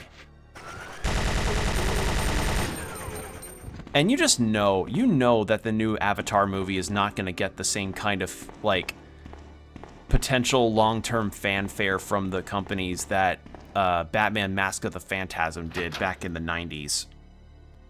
Was it the 90s? I think it was the 90s. For those that don't know what I'm talking about, Batman the Animated Series had I think it was straight-to-video movie called Batman Mask of the Phantasm that's considered one of the best Batman movies ever. And for good reason, too. It's a very good movie. And that movie, when it first came out, was, I think, straight-to-video.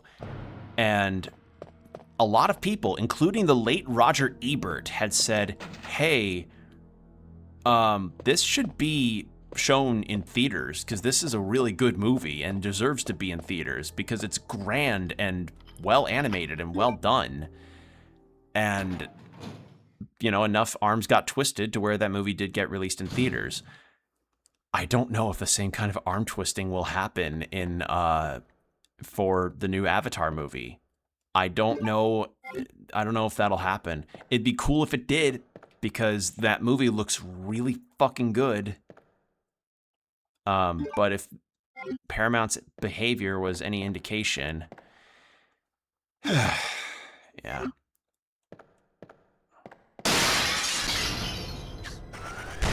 Alex Hirsch running a fundraiser to buy Cartoon Network. Honestly, I feel like that's gonna kind of drip into the Ruby territory from when Ruby had got taken off of WB's license ownership, and people were like, "Let's buy up Ruby and make it good." But honestly, if somebody could pick up Cartoon Network and maybe do either put all the shows out on a platform that would treat them right, or fucking, I don't know, just some means of a better treatment than how all those poor shows. So my Cartoon Network watching kind of stopped at around the Adventure Time era of that program. My stuff growing up was Ben 10, Chowder, Total Drama Island, Foster's Home for Imaginary Friends. Like, I was in that kind of odd era, and fucked up enough is that I got into some of this to Cartoon Network around the time when they started doing the weird live action stuff. And I was just like, that's really bizarre. But I do recognize that it's very beloved by a lot of people, and for good reason, because there's a lot of really formative, great shows on Cartoon Network. Just a real goddamn shame that, you know, Paramount's just decided to do this shit. And as for Nickelodeon, you know, you can, like, I would pay money to find a person that hasn't at least heard of SpongeBob and the influence that that and other Nickelodeon shows had, or Avatar, even. Animation gets shafted again. In other words, sky is blue, water's wet. Spam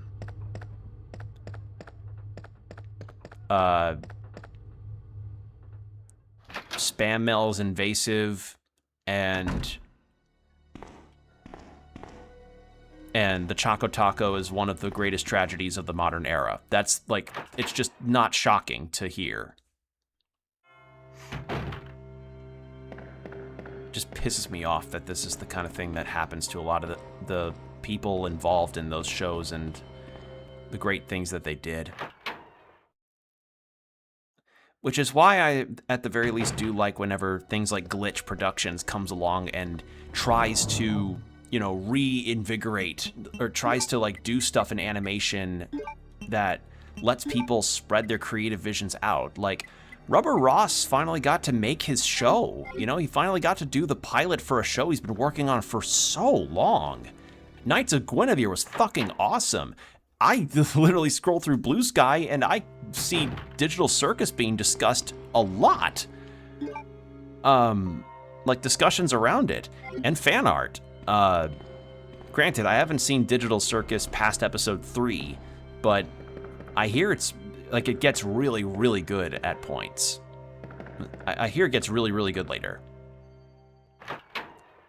So, there are good things happening out there for animation. It just fucking sucks that that's the kind of shit that is, like, the typical treatment animation gets. Pisses me off. Oh, you know, I mentioned RWBY earlier. Apparently RWBY Volume 10 got greenlit.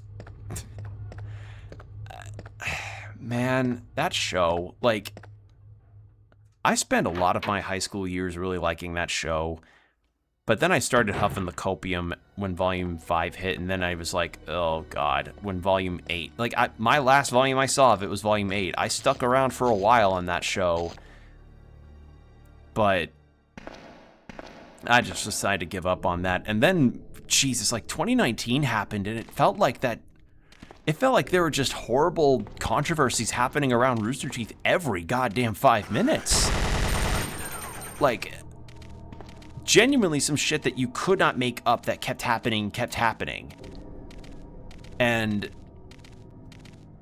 just a lot of really unsavory things had been going on in that company, and it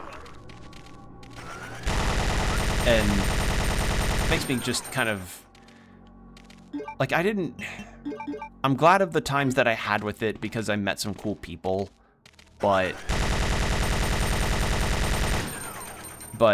you're not gonna ever catch me going to their Austin convention again, you know? Because that con was also expensive to go to. Like, it was fun, don't get me wrong, I had fun moments there, but, yeah. I admire Glitch to no end. It's just a shame that because the show relies on merch sales for funding, they tend to attract fans with toxic behaviors.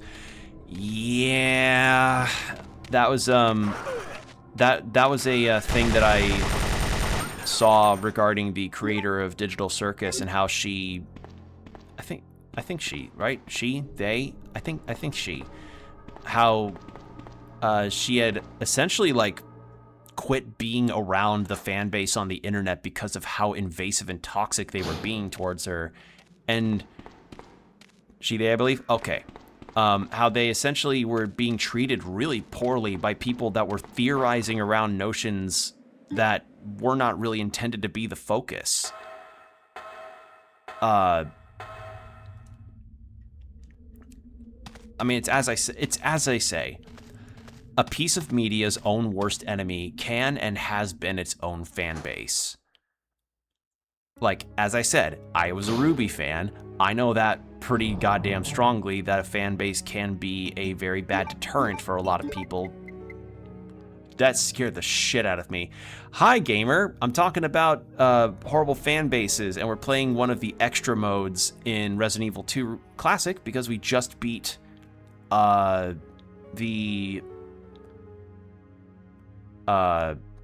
Leon B scenario. Oh, Symphony of the Night. Nice. How far'd you get? Is it your first time playing it? Also, Raiders, for those that don't know who I am, my name's Will. I am a half-elf that plays a lot of video games and is a variety streamer. And yeah, Resident Evil 2 Classic, we are just kind of chatting while I'm going through run and gun mode, pretty much, with an infinite submachine gun, infinite minigun, and a infinite rocket launcher. And we're just kind of talking about Glitch and how the fan bases of some of the shows can unfortunately lead to some creators just not wanting to be around for the fan base for understandable reasons.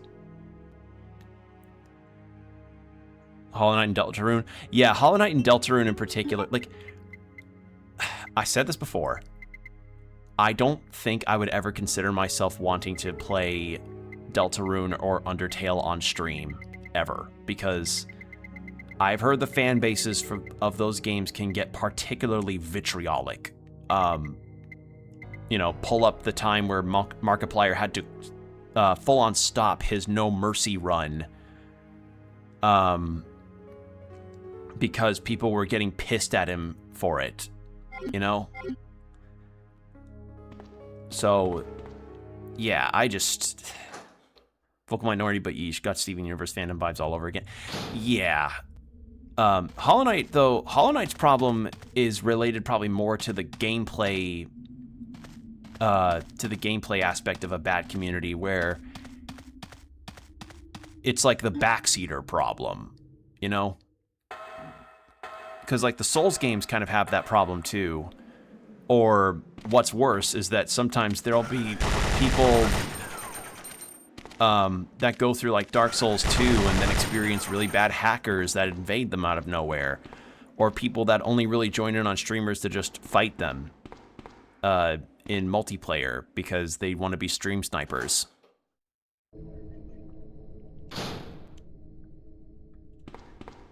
Like, that's also part of the reason why whenever I was playing any of the Souls games myself, I never really did multiplayer. I did it once. I turned on online to play once because a friend of mine was helping me fight the gargoyles on top of the bell towers because I was having some trouble with those.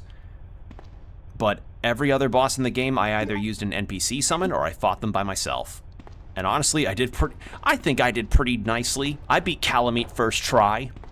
Granted, I had the Black Knight Halberd, but, you know, first try.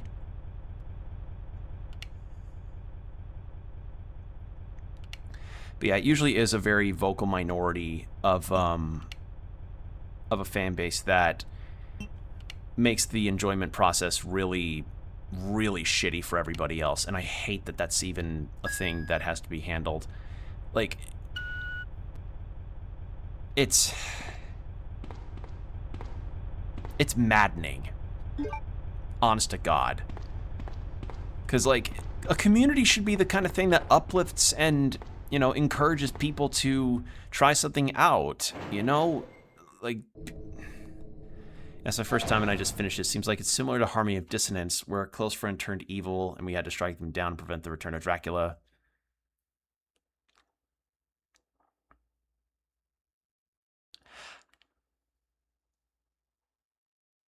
Okay, gamer? You say there's no two castles in Symphony of the Night. There is. There are 2 castles in Symphony. You have to, what you have to do is you got to find an accessory to go into a particular fight. Yeah, it's completion based. It's completion based for best ending kind of situation. That's what you're looking at. You got to find an item to equip that you go into a boss fight. And then when you use the item, that's when you unlock essentially the second half of everything. That's when you get that second castle. So I would recommend you look it up because if I'm going to be honest, Symphony of the Night is in the era of guide games to where it doesn't entirely tell you off the beat, like tell you exactly where to go. Yes, the holy glasses. You got to find that. So I won't give you any more hints. You can look it up, but holy glasses, you use that to essentially get your way over to the other parts of the game. Oh, that's right, club key.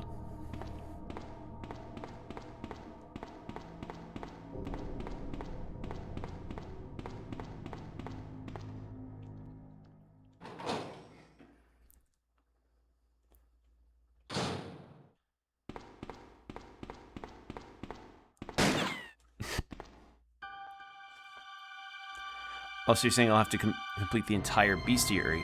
Oh, no. You don't have to complete the bestiary. You don't have to do that. All you have to do is just find that item, and then you can get the other part of the game. Who are you? Like, any game where you have to essentially get the best ending by, And what are you doing here? Any game where you have to complete a bestiary to get, like, the full best ending experience, I think is being a little too mean, especially in a game like Castlevania Symphony of the Night, where it's got such a variety of enemies. I've been trying to find another way inside. Actually, speaking of Castlevania, I learned that apparently there may be a steelbox edition of Belmont's Curse that is gonna be available to purchase, which, that's very tempting, because, you know, Belmont's Curse got announced, and I'm like, oh. So it's just like needing spoilers for Silksong. Yeah, like it's not like the ending you got is what's considered the bad ending. Getting the best ending requires that you get those holy glasses and then use them for, you know, the boss fight there.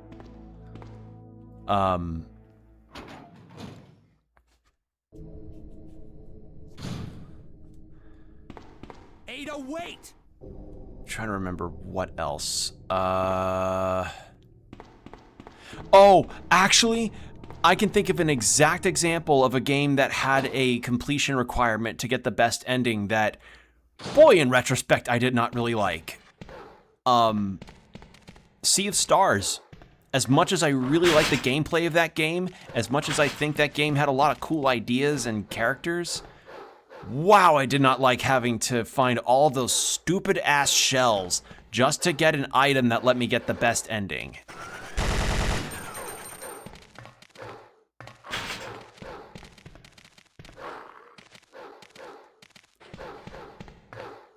Like, God, that was a real, like, I had to go off stream to hunt down all those shells because I was like, what is the best ending to this game like? Because boy howdy, that first ending I got felt really incomplete. Like, because like completion-based quests, I find are best when they aren't tied to the main story. Like if they're just something you use to get a really good weapon, or if there's something you use to get like, was it worth it? Yes, it was a good ending. Let me guess. I just... You must be Ben, right? Get up, now. Like, it was a good ending, What do you want? but I just I'm trying to didn't sleep like here. having to collect a bunch of seashells that felt, you know, up to that point, disconnected from the story. It felt like the mini-medals in a Dragon Quest game, just a thing you collect on the side to get items or equipment that help you out. Didn't you? Okay, so there's more to it. I was thinking it was going to end like Harmony. Yeah, no. I'm trying Actually- to find my boyfriend. His name's Actually, John. Harmony of He's Dissonance working also... for a branch office of Umbrella based in Gamer, here's the fun thing about your Igavania style Castlevania games. you're guaranteed to pretty much need a very arbitrary accessory or set of circumstances, like equipment, to equip onto yourself in order to get the best ending. Harmony of Dissonance had it. Symphony of the Night has it. Aria of Sorrow has it. I think the only one that doesn't have it is Circle of the Moon. And I don't think that was even a Koji Igarashi game. Because yes, Harmony of Dissonance does actually have that too, where you have to equip an accessory when you get into the Maxim fight in order to access the best ending of the game. I think it's like a charm or something you have to equip. It's been a minute since I played Harmony of Dissonance, so I don't remember the exact... It's a charm of some kind that I think you start the game with. Chicago, but he suddenly disappeared 6 months ago. I heard a rumor that he's here in the city. And yes, I realize how silly that sounds. I don't know anything. And even if like, that's a trend in a lot of Igarashi's games that I've not really cared for. Like, you want to have multiple endings, that's fine. But I would probably say drop better hints about... Like, drop better hints or give some better direction to what the hell I'm supposed to do for that best ending. That's why I didn't like Sea of Stars best ending requirements, where I had to get all these damn seashells. Like, imagine a Dragon Quest game where to unlock the best ending, I had to collect and complete a mini metal chart. I would be pissed. Well, probably not as pissed if there's... No, I would be pissed. Like, because like, there's no indicate... Because, like, mini medals are just a fun thing you collect on the side to get equipment. If they become plot relevant, make them plot relevant. Go through and it'll lead you to the sewer entrance, but it won't be easy. That was my issue with Sea of Stars, was that the rainbow shells you collected throughout the game that gave you just equipment or skills to learn didn't really, like, give you an indication that they were plot important. At least I don't remember if they were. Again, that game came out like 3 years ago, so my memory's a bit wonky. Dually Symphony and I had different endings, also based on your percentage of the map exploration. I don't remember that at all. Game's been doing that for a long time. All this game... Find some crazy secrets and finish the game with a second... What the fuck? Really? That's fucking weird. Wait, so 2 players required? Huh. Wow, that's just a full-on middle finger to single-player people like me. What the fuck?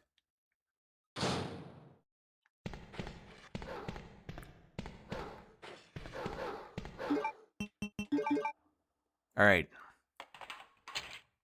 And Leon then gets to unlock this, because unlike Kiryu, he cannot lift it with just his bare hands, because Leon lacks the power of the dragon.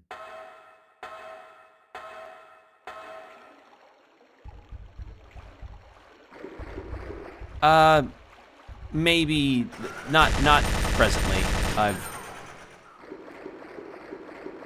But yeah, I believe that though, because like that's been kind of a thing with a lot of games where sometimes you will need a guide to get through some of that, because guess what? Games did come with manuals back in the day where you had to essentially like look through things to make sure that you got to the right area. Like if I booted up the very first Zelda game right now, I guarantee you I would have to have my other monitor have a map or something on it that helped me know where the fuck I'm going. Actually, I did that for Castlevania 2. So yeah, that's just an unfortunate circumstance. And while it is possible to just, you know, fucking go through the game and at the very least feel your way through it, I don't have the time to fucking feel my way through a game right now. You know, like especially if I'm streaming. Because if I'm directionless for that long, I'm gonna end up looking it up anyway. Ada? I don't think I've introduced myself yet. Like, even for some games that I love a whole lot, like Dragon Quest IX, I remember the pathways through the story and everything, but if you were to ask me, hey, Will, do you know the alchemy pot recipe to get, like,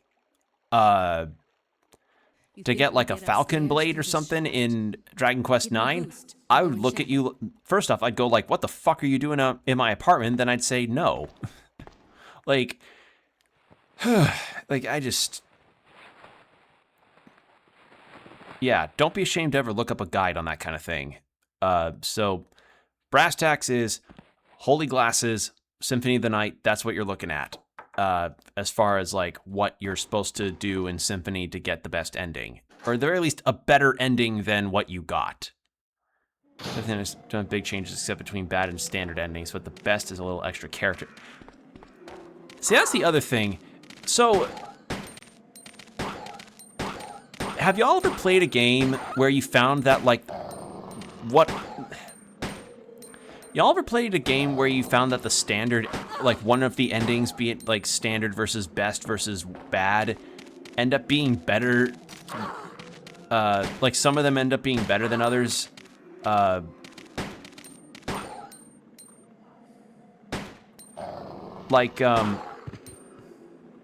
Jesus, how much fucking health do you have? There we go.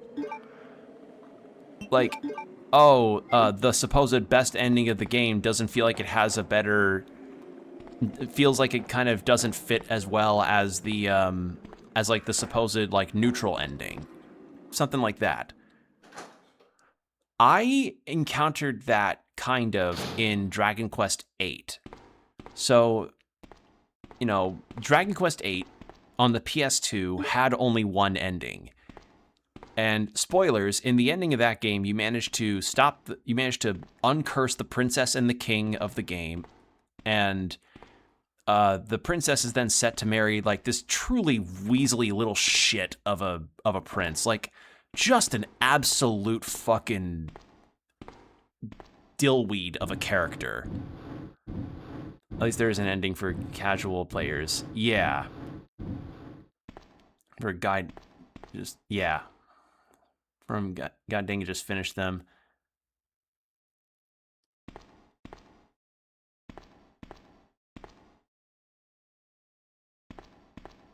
Yeah.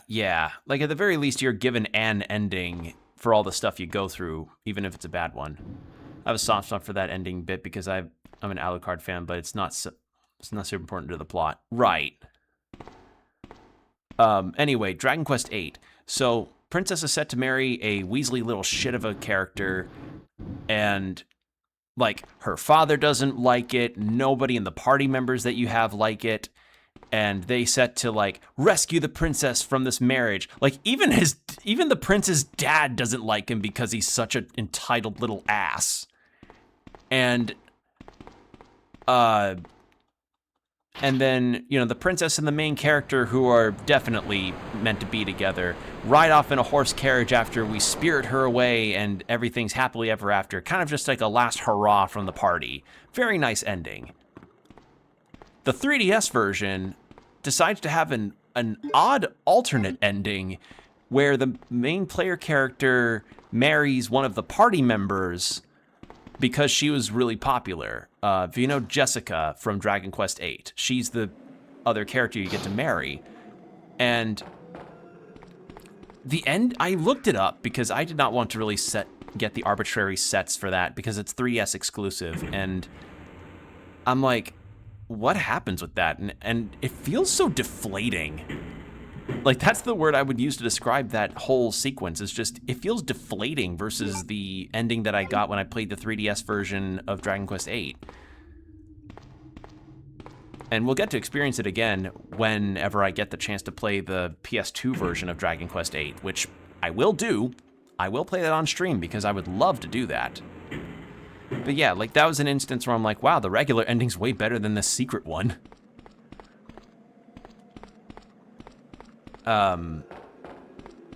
Yeah, the general feel that I tend to have regarding endings is like, will I tend to go for the best ending if I'm able to? Yes. Because sometimes the standard endings really do feel on the more incomplete side. Leo, by intention. Like, Ada. felt like it was a fan service, not the story goal. Yeah, that's exactly it. It felt like it was for the fans as opposed to a genuine, like, a genuine help to the story. Which is why I at least preferred Dragon Quest XI, where you could, you know, had the protagonist at least marry one of the characters, or, I'm going to have to find another well, way around. not marry, I'll but catch up with spend you. your life with them, in quotes. But that wasn't really set to an ending. Ada, wait! But unfortunately, Dragon Quest XI has another problem that is separated from that particular thing. Okay, this will be the last thing I talk about regarding, like, endings that deflate another ending before I end for tonight, because we are closing in on the 2.5-hour mark, and I do want to call my mom back.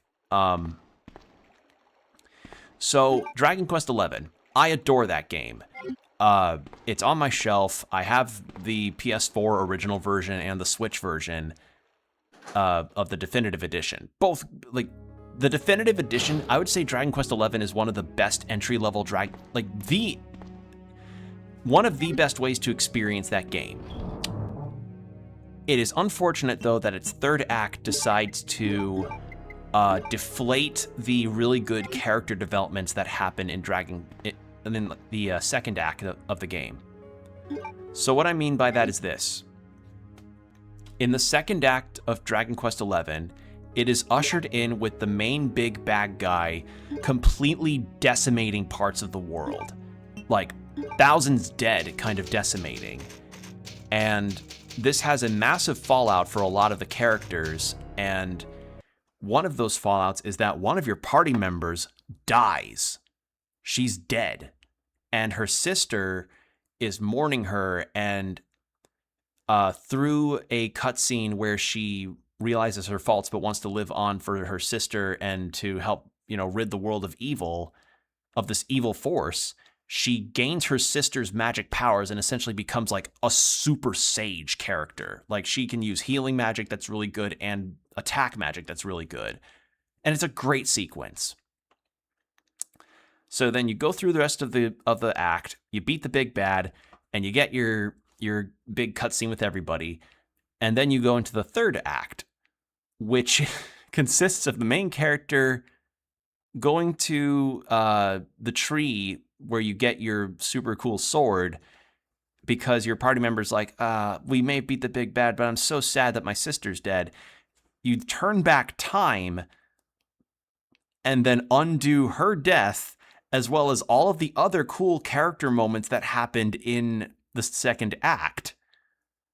Like, you literally undo the character development that led to the characters realizing parts of themselves and gaining really cool abilities, and then they're just gifted those same abilities back by just a random character. And I'm like, wow, way to deflate all of the great character development. Like, that's why Dragon Quest XI, as much as I love it, is like probably an 8.5 to maybe 9 out of 10 game.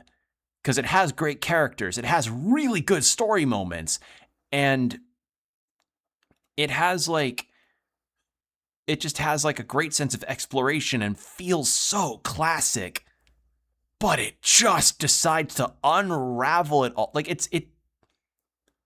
it's like watching somebody tie their shoelaces, walk down the sidewalk, undo the tying of their shoelaces, and then fall over flat on their face. That's what that third act felt like. Does it still have really cool stuff because it's just more Dragon Quest content? Sure, it's still fun, but it's fun at the expense of just undoing all of the stuff that it did that made that story so cool. 1 step forward, 2 steps back? No, it's more like 2 steps forward and then like 0 because you fell on your face. That's what that ending felt like. Anyway, Dragon Quest XII's on the horizon, so hopefully they don't do the same shit again. There's also I don't know. Dragon Quest XII's on the horizon at some point in the future, so hopefully they don't do that again. I do like at least the bits we saw of the trailers, so that's nice. But yeah, that is going to be it for tonight, everybody. Thanks for joining me. I had a lot of fun getting to chat about all sorts of stuff with you all. For VOD watchers, if you want to see when I'm live next, I'm usually live on Twitch every Tuesday through Thursday for the summers. And I will be sure to just let you all know on Blue Sky when I'm live next, as well as on the YouTube community posts. So follow me over there and subscribe to the channel to just see when I'm live next, and we can just chill and chat, and I can rant about Dragon Quest XI's third act, and also other kinds of story beat moments where it feels like other endings can deflate the cool moments of games. Because trust me, there are a lot of examples of that where it's just like, man, had a great thing going up until a certain point, then it just like, not like a full-on popping of the balloon of the story, but just kind of like slowly eking the air out, just letting the balloon fizzle and fart out all the cool air that it just built up out of itself, or built up within itself. Anywho, VOD watchers, stay hydrated, keep your postures checked, be good out there, and I will see you all next time. Take care.